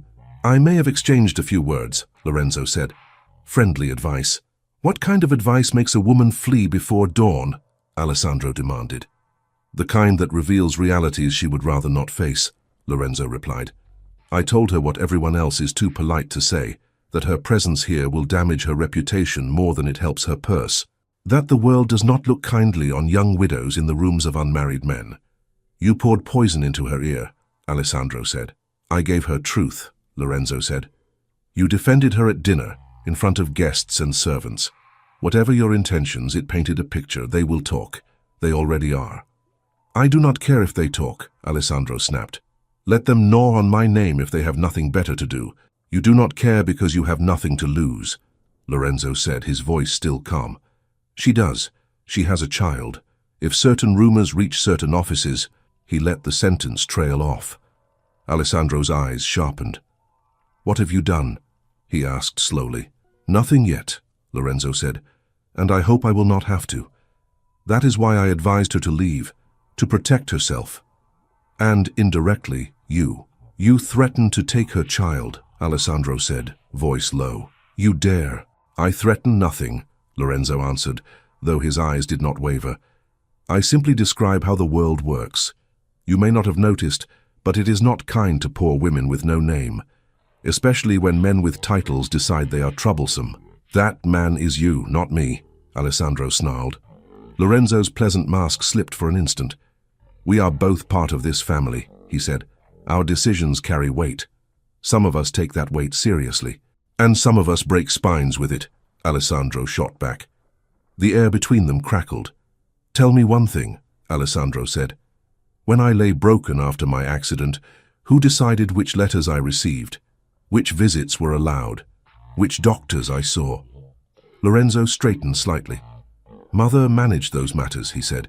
I assisted when asked. You assisted in keeping the world away from me, Alessandro said. You chose what I would know and what I would believe. Did you enjoy that power? Lorenzo's eyes cooled. I did what was necessary to protect the estate, he said, to protect you from yourself. And now you protect me from the only person who has looked at me without disgust in 2 years, Alessandro replied. How generous. You mistake pity for respect, Lorenzo said. She would have left eventually. Better now, before things become complicated.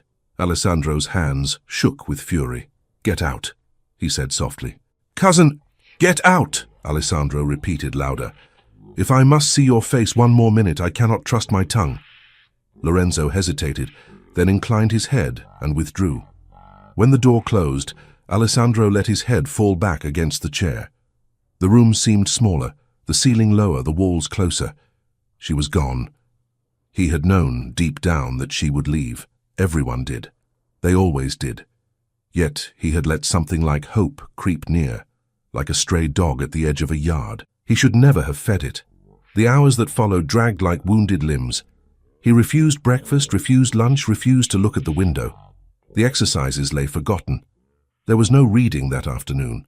The silence he had once inhabited as a shield now felt like a weight on his chest. When Dr. Ricci arrived that evening for his weekly visit, Carmela met him at the door with an uncharacteristic urgency. "You must see him," she said. "He has refused everything. He is worse than before she came." "Before who came?" the doctor asked, setting down his case. "The caregiver," Carmela said. "Lucia, she has left." "Already?" Ricci frowned. "She seemed different from the others." "She was," Carmela said. "That is the problem." He climbed the stairs and entered Alessandro's sitting room without waiting for a call. "Good evening," he said briskly. "I hear you have decided to stop eating. May I ask whether you consider this a medical experiment or a new form of protest?" Alessandro did not turn. "Go away, Ricci," he said. "I have no use for you today. You rarely have use for me any day," the doctor replied. "Yet here I am, like taxes." He came closer, noting the untouched tray, the way Alessandro's hands hung loosely over the armrests. "Is it because she left?" he asked. Alessandro's jaw tightened. "Carmela has a generous tongue," he said. "Does she also report what time I breathe and how many times I blink?" "Carmela cares whether you live," Ricci said. "As do I, though I hide it better. Tell me what happened." "What always happens," Alessandro said. "I believed in something." It walked away. Ricci pulled a chair near and sat facing him. "Did you give it reason?" he asked. "I always give reason," Alessandro said bitterly. "I just did not know which one she would choose. My temper, my mother, my cousin, my chair. She had many to pick from." "From what I have heard," Ricci said, "she chose your cousin." Alessandro glanced at him. "Carmela told you?" "She told me Lorenzo spoke with her," Ricci said, "and that this morning the widow was gone. I know that family well enough to guess the rest." "He threatened her," Alessandro said quietly. "He threatened to use the weight of our name against her child." "And you?" Ricci asked. "What will you do?" "I?" Alessandro gave a hollow laugh. "Nothing. I cannot walk, I cannot ride. I cannot storm into town and drag her back like some jealous lover. I can only sit here and be angry. That is what I do best." Ricci leaned forward. "You can leave this house," he said. "You have always been able to. It would be uncomfortable, difficult, painful, but not impossible." Alessandro looked at him as if he had suggested flying. "Leave?" he repeated. "And do what? Paralyze the streets with my chair?" "Go to her," Ricci said simply. The room went very still. "You expect me," Alessandro said slowly, "to be carried down those steps, put in a carriage, jolted over every stone between here and the village, all to chase a woman who chose to leave?" "Yes," Ricci said. "That is exactly what I expect if you wish her to know that her presence mattered. You have spent 2 years letting others decide where you go and who you see. You have signed away decisions with a tired hand. If you want her back, go yourself. Do not send letters, do not send servants, go." Alessandro's eyes darted to the door, as if he could already see the stairs beyond it. "And if I collapse on the way?" he asked. "Then you will have collapsed doing something other than rotting," Ricci said. "Forgive my bluntness. You pay me for it. You think your body is the only thing that cannot move. But it is your will that lies paralyzed. Lucia moved it more in 1 week than I have in months. Do not waste that." Alessandro swallowed. "It would hurt," he said. "Yes," Ricci said. "It will hurt. Living hurts. Staying where you are hurts too. Choose the pain that leads somewhere." Silence stretched between them. Then Alessandro whispered, almost to himself, "I do not know if I can." "You do not know until you try," Ricci said. If you try and fail, at least you will have an honest answer. If you do nothing, you will lie to yourself for the rest of your life saying you had no choice. Alessandro looked at his own hands, the veins showing more than he remembered. He thought of Lucia's fingers steady as she guided his legs, of her voice counting, of her telling him he was more than his anger. He thought of Matteo's small face, confused and brave. Slowly he lifted his head. "Call the stable," he said. "Have them prepare the light carriage. I will need 2 strong men." Ricci's brows rose. "Now?" "Yes," Alessandro said, "before I convince myself otherwise." "Your mother will faint," Ricci remarked. "Let her," Alessandro said. "She has smelling salts." Ricci allowed himself a small smile. "I will speak to Carmela," he said, "and I will ride with you. Someone must keep you from leaping out of the carriage in a rage and shattering the rest of your bones." "I doubt that is a danger," Alessandro said dryly, "but your company may be useful." When Ricci left, Alessandro sat very still. Then he reached for the wheel of his chair and turned it toward the door. By the time Carmela returned, there was movement in the corridor.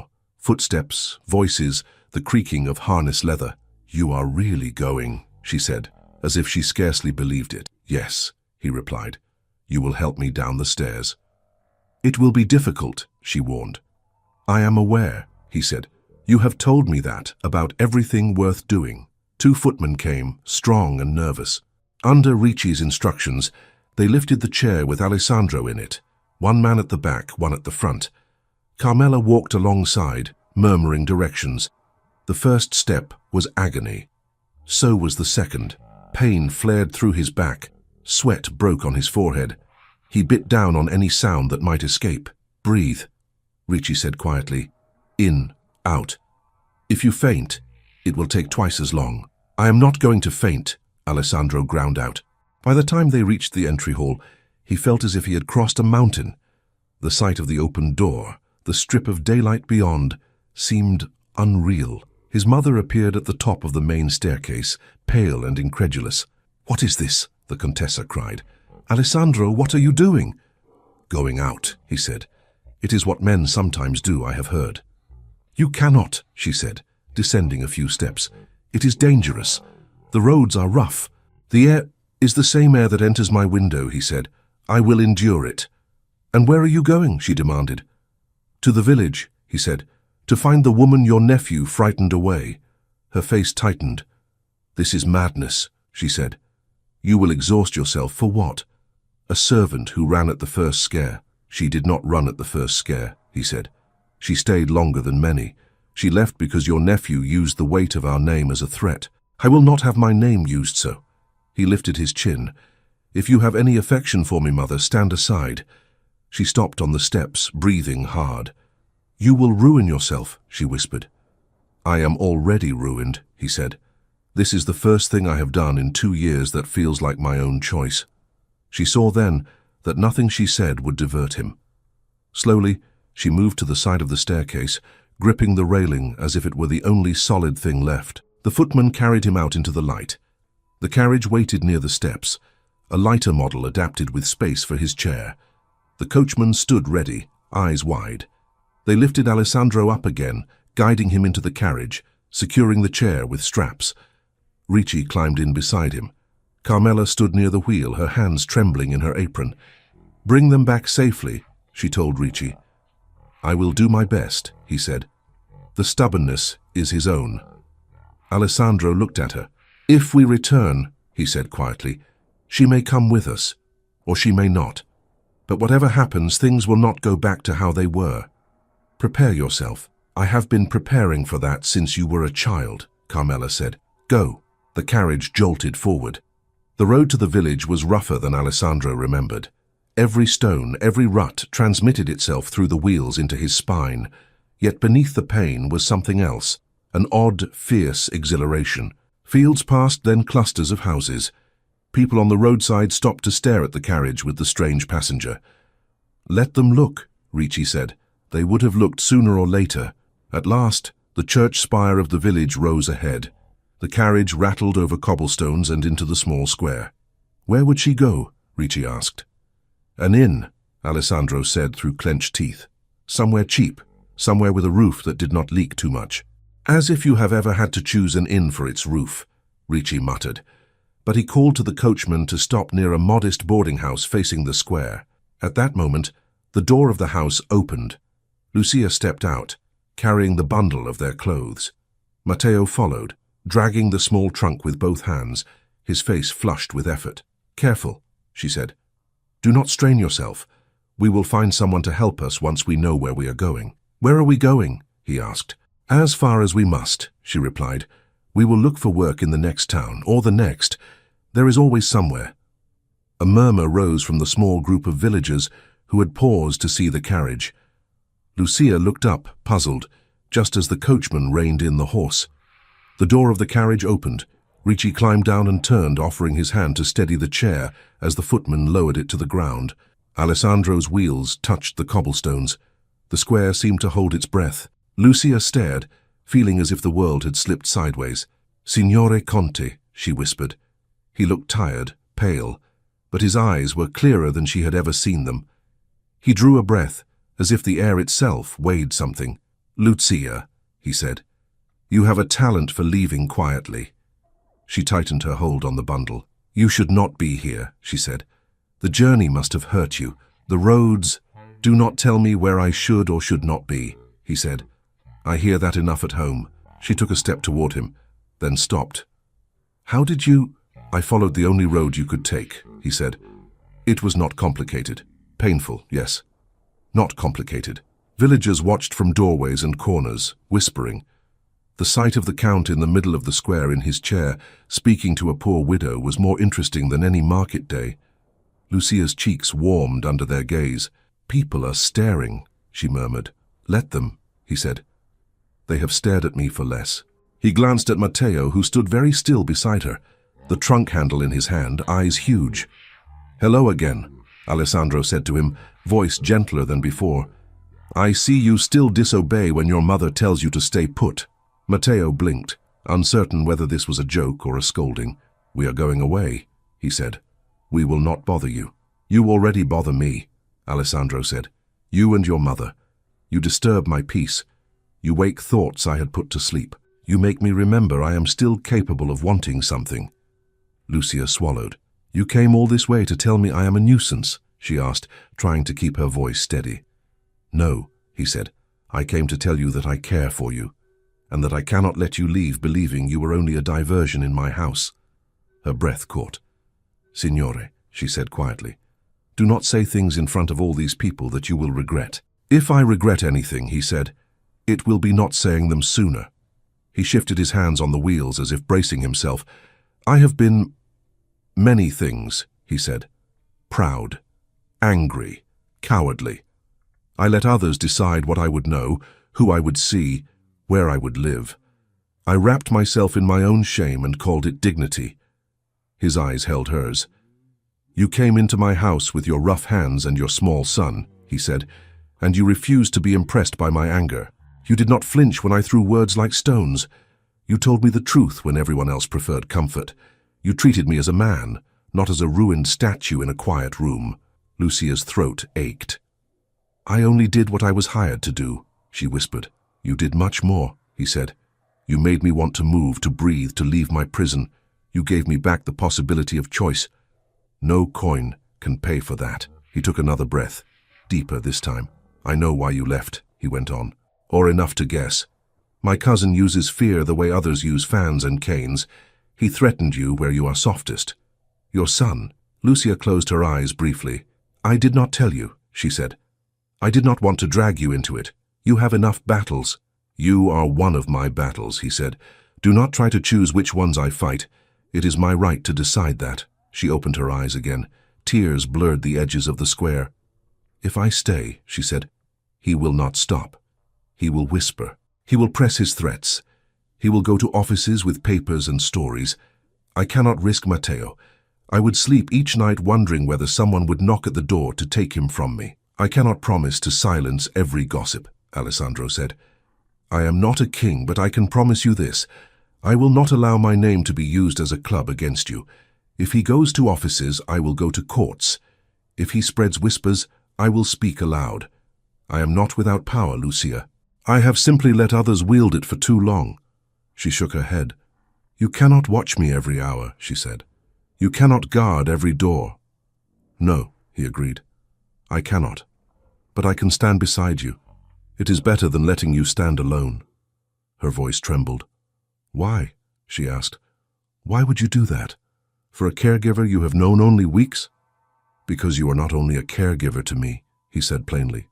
You are the woman who sat in a cold room and told me I was more than my chair. You are the mother who looked me in the eye and refused to let me turn my spite upon her child. I respect you, I trust you, and somewhere between one exercise and the next, I began to look for you in the doorway each morning, as if my day could not begin until you were there. Her heart thudded. Do you know what you are saying? She asked. Yes, he said. I am saying that I love you, in my broken way, in the way a man loves when he has learned too late how fragile everything is. I do not know if that is the kind of love you want, but it is all I have. The square went so quiet that the distant caw of a crow could be heard. Lucia felt as if the ground had shifted beneath her feet. The words she had never expected, never even dared to imagine, had been spoken in the open air, in front of strangers and her own child. Signore, she whispered, you are asking me to believe in a life that will bring me more storms than calm.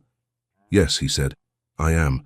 I cannot promise you ease, only honesty, and a share in whatever days I have left. She looked down at Matteo. He stared between them, wide-eyed. Mama, he said in a small voice, does this mean the Count is not angry anymore? She laughed through her tears. I think he is still angry, she said, but perhaps not at us. She turned back to Alessandro. I am afraid, she said. I am afraid of what your family will do, of what people will say. I am afraid of having my heart broken again. So am I, he said simply. But I am more afraid of letting you walk away without trying. The honesty in his voice cut through her confusion like a clear bell. Slowly she stepped closer until she stood just in front of his chair. She looked into his face, saw the lines of pain, the stubborn set of his mouth, the vulnerability he tried so hard to hide. If I come back, she said, I cannot return as I did before. As someone who can be pushed aside with a few sharp words or a cousin's whim, if I come back, it must be as something more. I do not want you as a servant, he said. I want you as my equal in the only place that matters. Here, he touched his chest. I cannot kneel, Lucia. My legs will not allow it. But if I could, I would be on my knees now, asking you to tie your fate to mine. Her eyes filled. Do not ask what you do not yet understand, she said. To tie your fate to mine, we must untangle what lies behind you. Your accident, your guilt, the lies your cousin feeds you. I will not attach myself to a shadow. Then come help me chase it away, he said. Come back to the house, not as a frightened employee, but as the woman who will stand beside me while we drag every secret into the light. She searched his face for any sign of doubt. She found none. Will you accept my son as part of that? She asked. Not as an inconvenience, as part of us. Yes, he said without hesitation. If you come, he comes. I will not have one without the other. Matteo tugged at her skirt. Mama, he whispered, if we go back, will there be bread? She laughed, a sound half sob, half joy. There will be bread, she said, and perhaps other things. He nodded solemnly. Then we can go, he decided. I like him better now. Alessandro made a strangled sound that might have been a laugh. So, he said, my worth is measured in loaves and apologies. That seems fair. Lucia reached out. For the first time, she placed her hand lightly over his on the armrest. I will come back, she said. Not because you are a count, not because you have a big house, but because you left that house for me. Because you chose to move. He looked at her hand on his, then up at her. Then I have finally made one choice that was not a mistake, he said softly. Ricci cleared his throat discreetly. If we remain in the square much longer, someone will sell tickets, he murmured. May I suggest we move this declaration to a less public location? Lucia wiped her cheek, still smiling. He is right, she said. We are giving these people something to gossip about for a month. Let them have their month, Alessandro replied.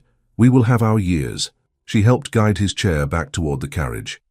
The footman lifted it carefully. Lucia climbed in beside him with Matteo on her other side, clutching his toy horse. As the carriage turned away from the square, Lucia looked back once at the small boarding house, at the church spire, at the curious faces. Then she faced forward. The road toward the mansion stretched ahead, rough and familiar. Alessandro exhaled, his shoulders loosening as if some invisible band had been cut. "Are you in pain?" she asked quietly. "Yes," he said, "but it is a pain I chose. That makes it lighter." She rested her hand on his arm. Matteo leaned against her, eyes already drooping with the motion of the carriage. They rode in silence for a while, the wheels crunching over stones, the sky slowly brightening. At last, Lucia spoke. "When we arrive," she said, "we will have much to face. Your mother, your cousin, whatever is hidden in that room of yours. Are you ready for that?" "No," he said honestly, "but I am more ready than I was yesterday, and I will not face it alone this time." She nodded, her heart steady for the first time in days. The mansion came into view, no longer just a distant shape by the lake, but the place where their lives had collided and would now, together, be changed. The house they were returning to would no longer be only his prison. Together they would turn it into a place where the past could finally be met by the future they had just chosen. The carriage rolled through the gates and into the courtyard. Servants paused in their work, eyes wide. Stable boys, a maid with a basket of linen, the cook's helper carrying a sack of flour.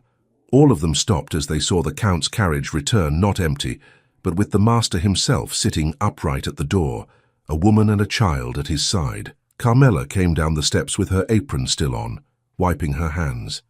"You made it," she said, looking first at Alessandro, then at Lucia and Matteo. Relief flickered across her face. "Thanks, Bea. We are less fragile than you think," Alessandro said, though his voice was strained. "You are more stubborn than I hoped," Carmela replied. "That will be the end of you one day." "Not today," he said. "We have work." The footman moved to lift his chair down from the carriage. Their hands were careful but more confident this time, as if his journey to the village had shown them that the world would not end if he left his rooms.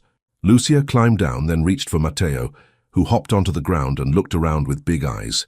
"We are back," he whispered. "We are," Lucia answered. "Remember what we decided. We stand straight. We are not less than anyone." He nodded, though he slipped his hand into hers. The great front door opened. The Contessa stood there, upright and pale, her expression carved in marble. She took in the scene in one sweep, the chair on the gravel, the woman beside it, the child holding her hand. "You brought them back," she said to Alessandro, her voice low. "Yes," he replied. "I went to fetch what should never have been forced to flee." Her gaze rested on Lucia. "You disobeyed me once by staying," she said. "Now you disobey me by returning." Lucia drew breath. Before she could answer, Alessandro spoke. "She did not return against your will," he said. "She returned at my request. If you wish to be angry with someone, be angry with me. I have shoulders for it." The Contessa's eyes shone briefly at that, but her mouth stayed firm. "You are still my son," she said. "I will be angry if I please." "Then be angry," he said. "You will survive it. You have survived worse. In the meantime, we have matters to settle." "What matters?" she asked. "The truth," he said. "About what happened after my accident. About the letters I did not see. About the decisions that were made while I lay in pain. And about the man who thought he could frighten away the only light that has come into this house in years." At the mention of that man, Lorenzo appeared in the doorway behind her, as if summoned by his name. "Cousin," he said smoothly, "you are back so soon. I hope the village square was entertaining." "It was informative," Alessandro said. "I learned how far a man may crawl behind a name to threaten those weaker than himself." Lorenzo's smile faltered. "If you mean our conversation, I did nothing but warn her." "I know exactly what you did," Alessandro said, "and so do you. We will discuss it properly. Later. Not on the steps like tradesmen." He looked at his mother. "This afternoon," he said, "I want everyone in the main salon. You, Lorenzo, Dr. Ricci, Carmela, and whoever handled my correspondence when I could not hold a pen. We will talk. I am done being the only one who does not know what has been done in my name." The Contessa's fingers tightened on the doorframe. "You are not strong enough for such scenes," she murmured. I am strong enough for at least one truth, he said. The lies have tired me more than the pain. She held his gaze for a long moment, then inclined her head once. Very well, she said. If you insist on tearing the house open, we will all stand in the draft. She moved aside. Bring him in, she told the footman, and see that the boy has something to eat. Whatever else happens, I will not have a child go hungry under my roof. Lucia's eyes met hers. There was still distance there, but something had changed. A line had bent, if not broken. Thank you, Lucia said quietly. The Contessa did not answer, but she did not look away either. Inside, Alessandro insisted on being taken not to his sitting room, but straight to the main salon. I will rest where I intend to speak, he said when Ricci protested.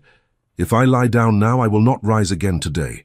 They settled him by the tall windows, a small table beside his chair. Lucia stood near one arm of the chair, not behind him as a servant would, but at his side.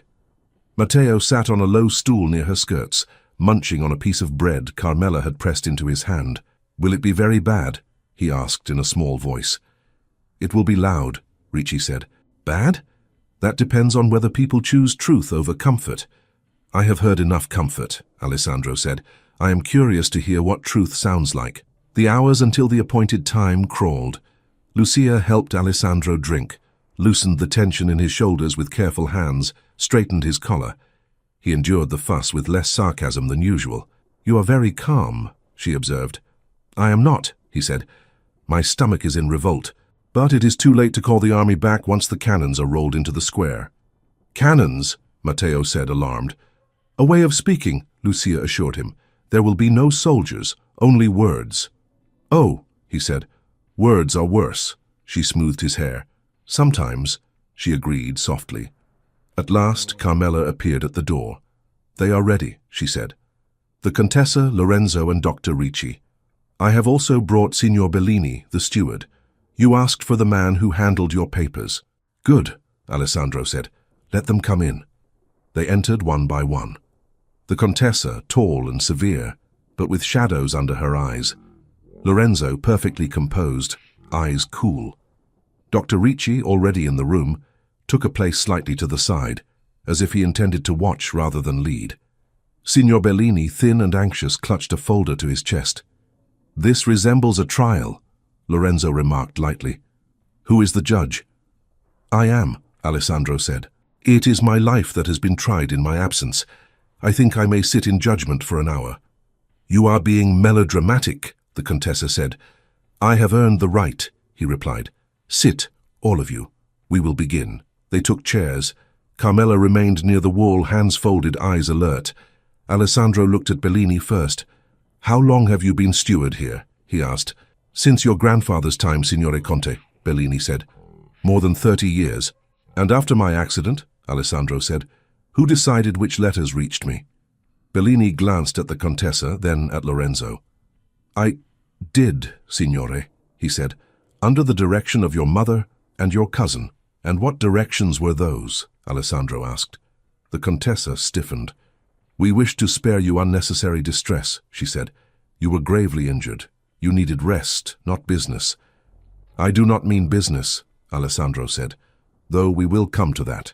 I mean personal letters, from friends, from others.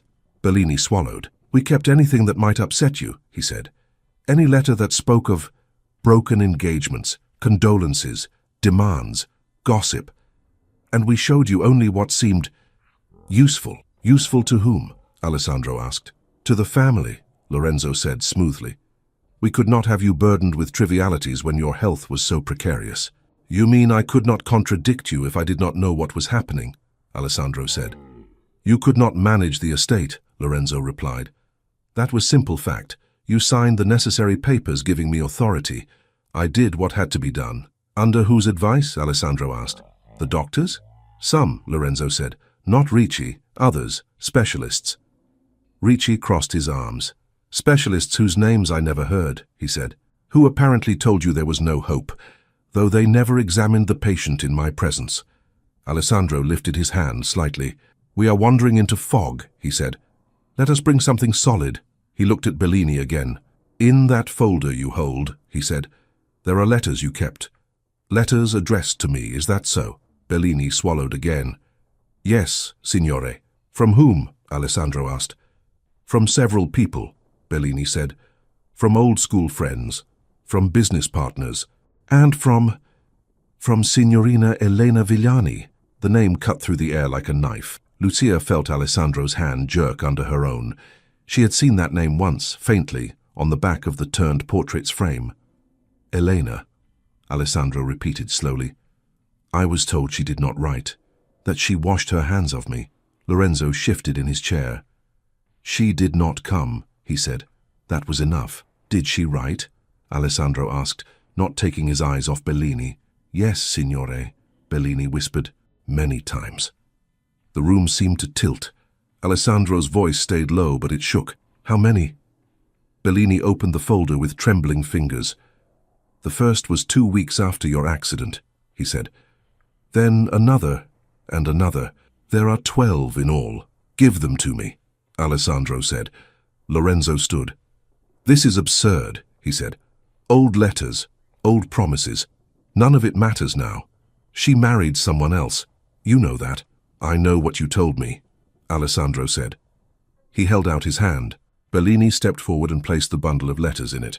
The paper was worn at the edges. The ink faded in places. Who read these? Alessandro asked, his thumb brushing the top envelope. I did, Bellini whispered. And your cousin. Alessandro looked up at Lorenzo. You opened letters addressed to me, he said. Someone had to, Lorenzo replied, still standing. You were not in a state to respond. We had to know what people expected. And when you read her words, Alessandro said, what did you see? Pity, disgust, relief at being freed from a lame bridegroom? Lorenzo's jaw tightened. I saw weakness, he said. A girl who clung to the idea of sacrifice, who would have chained herself to a man who could not give her the life she deserved. I saved you both from a miserable arrangement. Saved us, Alessandro repeated. How? I wrote to her, Lorenzo said. In your name. I told her you released her from the engagement, that you did not wish to see her, that you could not bear her pity. It was kinder. Kinder to whom? Lucia asked quietly. All eyes went to her. She had not meant to speak, but the question had slipped out. Kinder to him, Lorenzo said. He was already drowning in self-loathing. Did you wish to drown him in a woman's tears as well? And kinder to you, Ricci added dryly, since a broken engagement meant one less claim on the estate you were busy rearranging. Lorenzo's cheeks flushed. I did what I had to do, he said. A crippled count with a grieving wife and children would have been a burden to everyone. This way, he was alone. It is easier to manage one man than a household. And what about what I wanted? Alessandro asked, his voice suddenly raw. Did that ever enter your calculations? You would have chosen the noble path, Lorenzo said. You always did. You would have clung to her, convinced you owed her something. You would have dragged her into a half-life in a house of shadows. I spared you that. You spared me love, Alessandro said quietly. You spared me letters that might have kept me from sinking so deep. You spared me the chance to say goodbye on my own terms. My son, the Contessa began, her voice unsteady. You must understand, we were all thinking of you, of your dignity, of what the world would say. The world has said worse since, he cut in. And you always believed its voice louder than mine. She flinched. Did you know? He asked her. About the letters. I allowed Lorenzo to manage them, she said. I trusted him. Perhaps I should not have. Perhaps, Ricci echoed. Alessandro looked down at the bundle in his hand. He did not open them. Not yet. Instead, he placed them carefully on the table. This is one piece, he said. There is another. Doctor, you told me once that certain treatments were stopped without your consent. Yes, Ricci said. The progressive exercises. The regimen, I believed, could restore at least some function.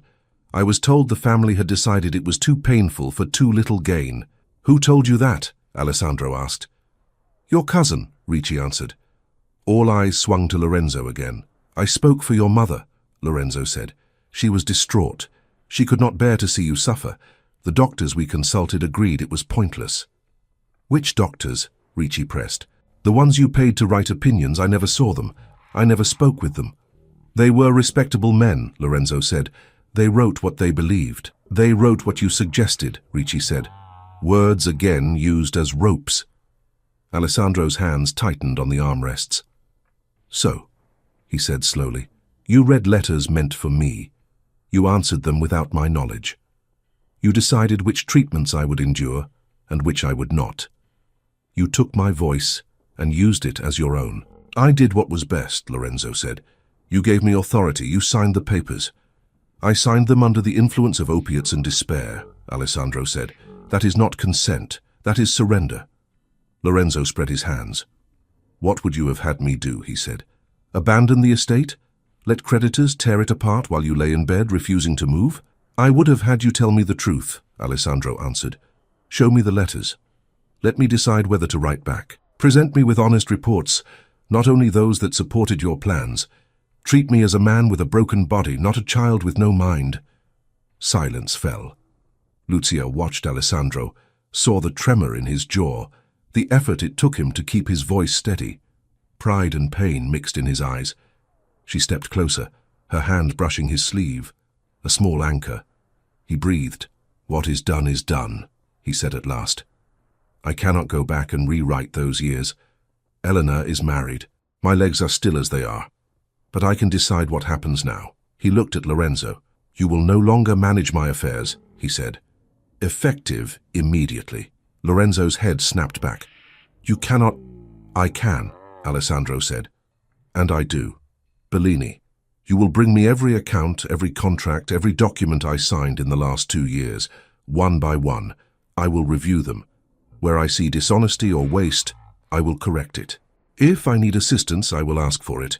From men I trust, not from the cousin who thought lies a form of protection. You are being unjust, Lorenzo protested. You are angry. You will regret this. I regret only that it took me this long, Alessandro said. You will receive a modest allowance from the estate, enough to live comfortably but not extravagantly. You may take charge of the small property in Emilia that belonged to my aunt. It is far enough from here to give us all fresh air. You are sending me away, Lorenzo said slowly. I'm sending you where your influence will do less harm, Alessandro replied. It is more mercy than you showed to Lucia when you threatened her with her child. Lorenzo's mouth opened, then closed. For the first time since this began, he seemed at a loss for words. And if I refuse to go? He asked. You may stay in the village if you prefer, Alessandro said, or in some city pension. But you will not live in this house. Not while I draw breath. The Contessa shifted uneasily. Alessandro, you cannot cut family so easily. He turned to her. I cut nothing, he said. I am only setting broken bones that have been twisted too long. If he wishes to return one day, he may. But not as the man who makes decisions for me. Only as a cousin who has learned to speak truth. Lorenzo's jaw worked. You are a fool, he said finally. Throwing away the only person who truly kept this house standing. The house was standing when you came, Carmela said quietly. We managed before you. We will manage after. He looked at her, at Ricci, at Lucia, at Bellini. He saw no support in any of their faces. Slowly, he bowed to the Contessa. Aunt, he said, it seems I am no longer needed here. She looked torn, but she did not speak. He turned to go, then paused and looked back at Alessandro. Do not think this woman will save you, he said softly. Your body is still broken. Your nights will still be long. Love does not mend nerves or bones. I know, Alessandro said, but it gives me a reason to bear what will never mend. That is more than your careful lies ever did for me. Lorenzo's eyes narrowed. Then he left, his steps measured, his back straight. When the door closed behind him, the room felt oddly larger, as if some invisible weight had been removed. The Contessa sank slowly into a chair. You have done it, she said. You have turned the house upside down. It needed turning, Alessandro said. She looked at Lucia, really looked at her, at the plain dress, the tired eyes, the hands that still rested near her son's dark hair. You did this, she said quietly. You and your presence. Lucia shook her head. He did this, she answered. I only held up a mirror. The Contessa sighed. Perhaps I did not wish to see what was in it. Few of us do, Ricci said, but the reflection remains, whether we look or not. Matteo, who had been eerily silent through the adult storm, tugged at Lucia's skirt. "Mama," he whispered, "is it over?" "Part of it," she said, brushing his hair. "The hard part." Alessandro turned his chair more fully toward his mother. "There is one more thing," he said. She managed a faint, weary smile. "Of course," she murmured. "Why not?" He reached for the small bundle of letters again. "I will read these later," he said. "In private.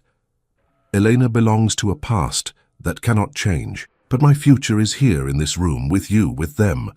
His gaze moved to Lucia and Matteo. "I intend to marry Lucia," he said. The room seemed to exhale in surprise. The Contessa stared. "Already?" she said. "You return from the village, and in the same breath you dismiss your cousin, accuse him of betrayal, and announce your intention to marry a woman the world will tear to pieces the moment you give it the chance." "Yes," he said simply. "If the world wishes to tear, let it. I will not hide the woman I love like a shameful secret." Lucia's cheeks burned. "Alessandro," she murmured. He reached out, found her hand, and took it in his. "I love you," he said again. This time not in a public square, but in the room where his life had crumbled and would now be rebuilt. "I will not pretend otherwise for anyone's comfort." The Contessa's eyes filled with tears. "You will be mocked," she said. "You will be pitied. They will say you were trapped by a pretty face and a soft story." He shrugged slightly. "They already say worse things. At least this way some of it will be true." Her gaze shifted to Lucia. "You understand what this would mean," the Contessa said. "For you, for your boy. You will be judged every time you step into a room.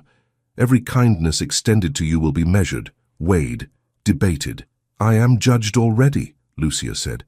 "As a poor widow, as a mother who works, as a woman who dares to stand upright. This marriage will not create judgment. It will only change its words." The Contessa pressed her hand to her mouth, then lowered it. "And the child?" she asked. "What of him?" Alessandro looked at Matteo. "He comes with us," he said. "Always. If Lucia agrees to marry me, I will ask the authorities to recognize him as my son. He will bear my name. He will inherit whatever love and guidance I can give." Matteo's eyes widened. "Your name," he whispered. "I can be like you?"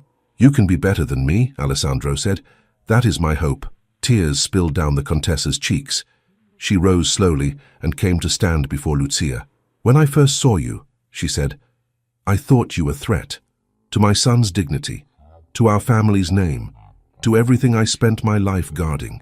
Lucia held her gaze. "I know," she said softly. "You did not hide it." "No," the Contessa said. "I have never been good at hiding my disapproval." She drew a breath. "But I have watched him these last days," she continued. "I have seen him speak with a voice I thought crushed. I have seen him defy me, not out of childish stubbornness, but with the steadiness of a man who has finally chosen to live the life he has, not the one he lost. And I know that began when you arrived." Lucia swallowed. "I only did my work," she said. "You did more," the Contessa replied. "You brought laughter back to a house that had forgotten the sound. You allowed my son to be angry in front of someone who did not flee. You saw him. I do not know if I ever did." She reached up and touched Alessandro's hair lightly, a gesture from the days when he had been a boy. "If this is what you truly want," she said to him, "I will not stand in the way. The world can say what it pleases. It has taken enough from us. I will not let it take this. Marry her. Bring the boy under our roof. Let this house be a home again, not a mausoleum." Alessandro's eyes shone. "Thank you, Mother," he said quietly. Ricci sniffed loudly. "At last," he said. "Some sense in this building." Carmela wiped her eyes with the corner of her apron and muttered something about onions. Alessandro turned his chair fully toward Lucia, still holding her hand. "I cannot kneel," he said. "My body refuses that courtesy. But in my heart, Lucia, I am on my knees before you. Will you be my wife? Not as a nurse chained to a patient, but as a woman walking beside a man who is learning, slowly, how to be worthy of her." Her vision blurred. She squeezed his hand, grounding herself. "You are a foolish man," she whispered. "And proud, and impatient, and sometimes very hard to endure." "I know," he said. I am working on it. But you are also brave, she continued, and honest now, which is more than many can say. You left your prison for me. You crossed your own pain to reach me. That is not something I can forget. She drew in a shaky breath. Yes, she said, I will marry you. Matteo let out a whoop that echoed to the ceiling. Mama is going to be a countess, he declared, and I will have 2 names. Laughter rippled through the room, light and startled. The Contessa moved to her writing desk, opened a small drawer, and took out a simple gold ring. This was my mother's, she said, bringing it to them. I wore it when I married your father. It has seen much joy and many tears. It may as well see more. She placed it in Lucia's hand. Welcome to our strange, stubborn family, she said softly. Lucia's fingers closed around the ring, warm from the Contessa's palm.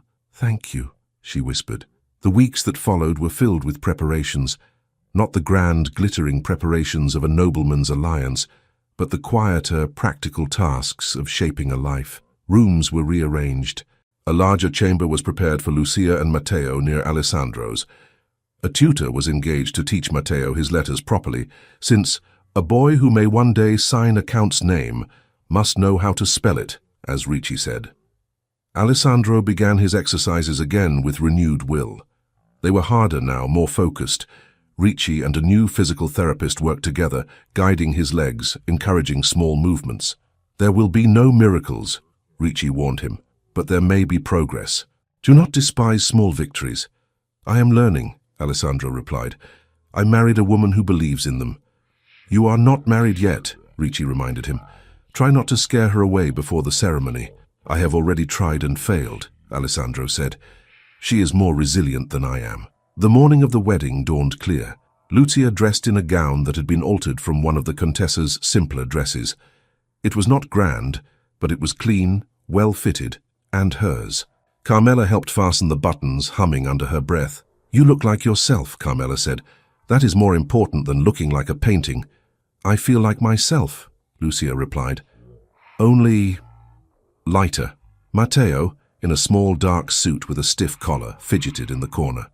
Do I have to stand still the whole time? He asked. My legs itch. For a little while, Lucia said. Then you can run as much as you like. Even in the hall? He asked. She hesitated, then smiled. We will see. In his own room, Alessandro sat before the mirror while a valet trimmed his hair and adjusted his cravat. The Contessa stood behind him, watching his reflection.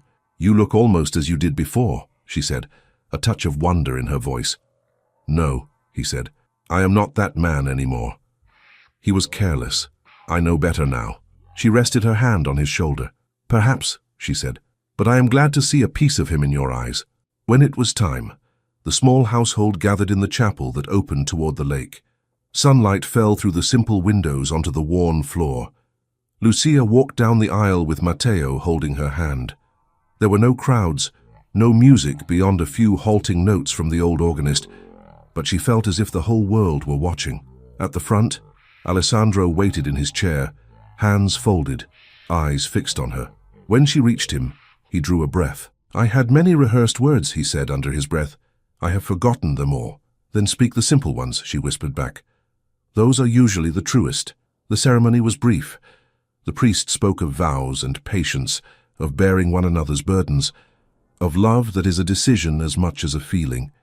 Lucia listened with her hand in Alessandro's, the ring the Contessa had given her cool on her finger. When it was time to exchange vows, Alessandro's voice was steady. I promise, he said, to share with you whatever days I have, to speak truth where I once hid behind silence, to lean on you when I am weak, and to offer what strength I have when you are tired. I cannot promise to walk beside you, but I can promise to roll alongside with as much dignity as this chair allows. Soft laughter rippled through the chapel. Lucia's own vow was simple. I promise, she said, to stand with you when the room is quiet and when it is full of eyes, to remind you that you are more than your pain, to accept your past without letting it crush our future, and to love you as the man you are, not the title you carry. When the priest declared them husband and wife, Matteo bounced on his toes. Can I say it now? He whispered to Carmela. Say what? She whispered back. Papa, he said, eyes shining. Alessandro heard. He reached out his hand. Matteo ran forward and seized it. "May I call you that?" the boy asked, searching his face. Alessandro swallowed hard. "Yes," he said. "I would like that very much." Later, in the small garden behind the chapel, the new family stood together. The Contessa watched from a nearby bench, a handkerchief clutched in her hand. Ricci leaned against a low wall, looking suspiciously pleased. Carmela hovered with a tray of cakes no one needed, but everyone accepted. "Are you tired?" Lucia asked Alessandro in a low voice. "Yes," he said, "but it is a good kind, different from the kind that comes from doing nothing." "Dr. Ricci will say you must rest," she said. "He says that every day," Alessandro replied. "He is often right. He is also often ignored." She laughed. "We should give him some victories," she said. "At least today." "Very well," he conceded. "Today, I will obey." He shifted slightly in his chair, then looked at her with a gleam in his eye. "There is one thing I wish to do before I retreat," he said. "With your help." "What is it?" she asked. He glanced at Ricci. "The frame," he said. "Bring it." Ricci straightened. "Are you certain?" he asked. "Yes," Alessandro said. "It is time." Lucia watched as Ricci went into the chapel and returned carrying a wooden frame, simple but sturdy, fitted with supports and straps. "I hate this contraption," Alessandro muttered, "but it serves a purpose." "What are you doing?" Lucia asked softly. "Making a promise visible," he said. With Ricci's guidance and the help of a footman, they eased Alessandro from his chair into the standing frame. His face tightened with effort, but he did not cry out. Slowly, with his hands gripping the side bars, he rose until he stood upright, his weight supported but his spine straight. Gasps came from those watching. Lucia stood in front of him, eyes wide, hands hovering as if to catch him, even though the frame held him fast. "You did not tell me you could do this," she whispered. "I was not sure I could," he said. "I wished to try in front of you, not in secret. If I fell, I wanted you to see that I tried." "You are not falling," she said, her voice thick. "You are standing." "For now," he replied. "One moment is enough. It is a beginning, not a miracle." "It is more than I ever hoped to see," she said. He looked at her, his wife now, not just the woman who had walked into his loneliness and refused to back away. "Lucia di Riva," he said quietly, tasting the new name. "Walk with me." He could not take a step. They both knew that. But she moved closer until her shoulder nearly brushed his chest, until it felt, for that fragile heartbeat, as if they truly did stand side by side. Matteo ran in circles around them, laughing. "Look, Mama," he cried. "He is tall again." "He has always been tall," she replied. "We simply forgot to look up." The wind off the lake brushed their faces. The house behind them seemed less severe, its windows less like eyes and more like open hands. Alessandro drew a careful breath. "I spent years believing my life ended the day I fell," he said, his voice low enough for only her to hear. "Today, I know that it merely changed direction. Pain did not vanish. Guilt did not melt. But they are no longer the only voices in my head. Yours is there now. And his." She glanced at Matteo, who had flung himself onto the grass to examine a beetle. "We will be noisy companions in your mind," she said. "Good," he replied. Silence had too much power. She rested her hand over his, both of them gripping the wooden bar. "Whatever comes," she said softly, "we will face it together. Your past, my fears, his future, all of it." He nodded. "Together," he agreed. The sun climbed higher, casting their joined shadows long across the grass, the shadow of a man standing, a woman close beside him, and a child darting in joyful arcs around them, weaving in and out as if tying them all with invisible thread. In that moment, in that imperfect, hard-won peace, the isolated house by the lake ceased to be a place of exile and became, at last, a home. Thank you so much for listening to this story all the way to the end. We hope it moved you as much as it moved us while telling it. We'd love to hear your thoughts. Leave us a comment telling us where you're listening from and what you liked the most. Rate this story from 0 to 10. What score would you give it? If you enjoyed this story, don't forget to subscribe to the channel and leave a like as a show of support. That really motivates us to keep creating and sharing more stories full of emotion and life lessons. And before we go, we want to remind you that an exciting and heartwarming story recommendation will appear on the final screen. If you'd like to enjoy it, just click on the video. Thank you once again for being here, and we'll see you in the next story.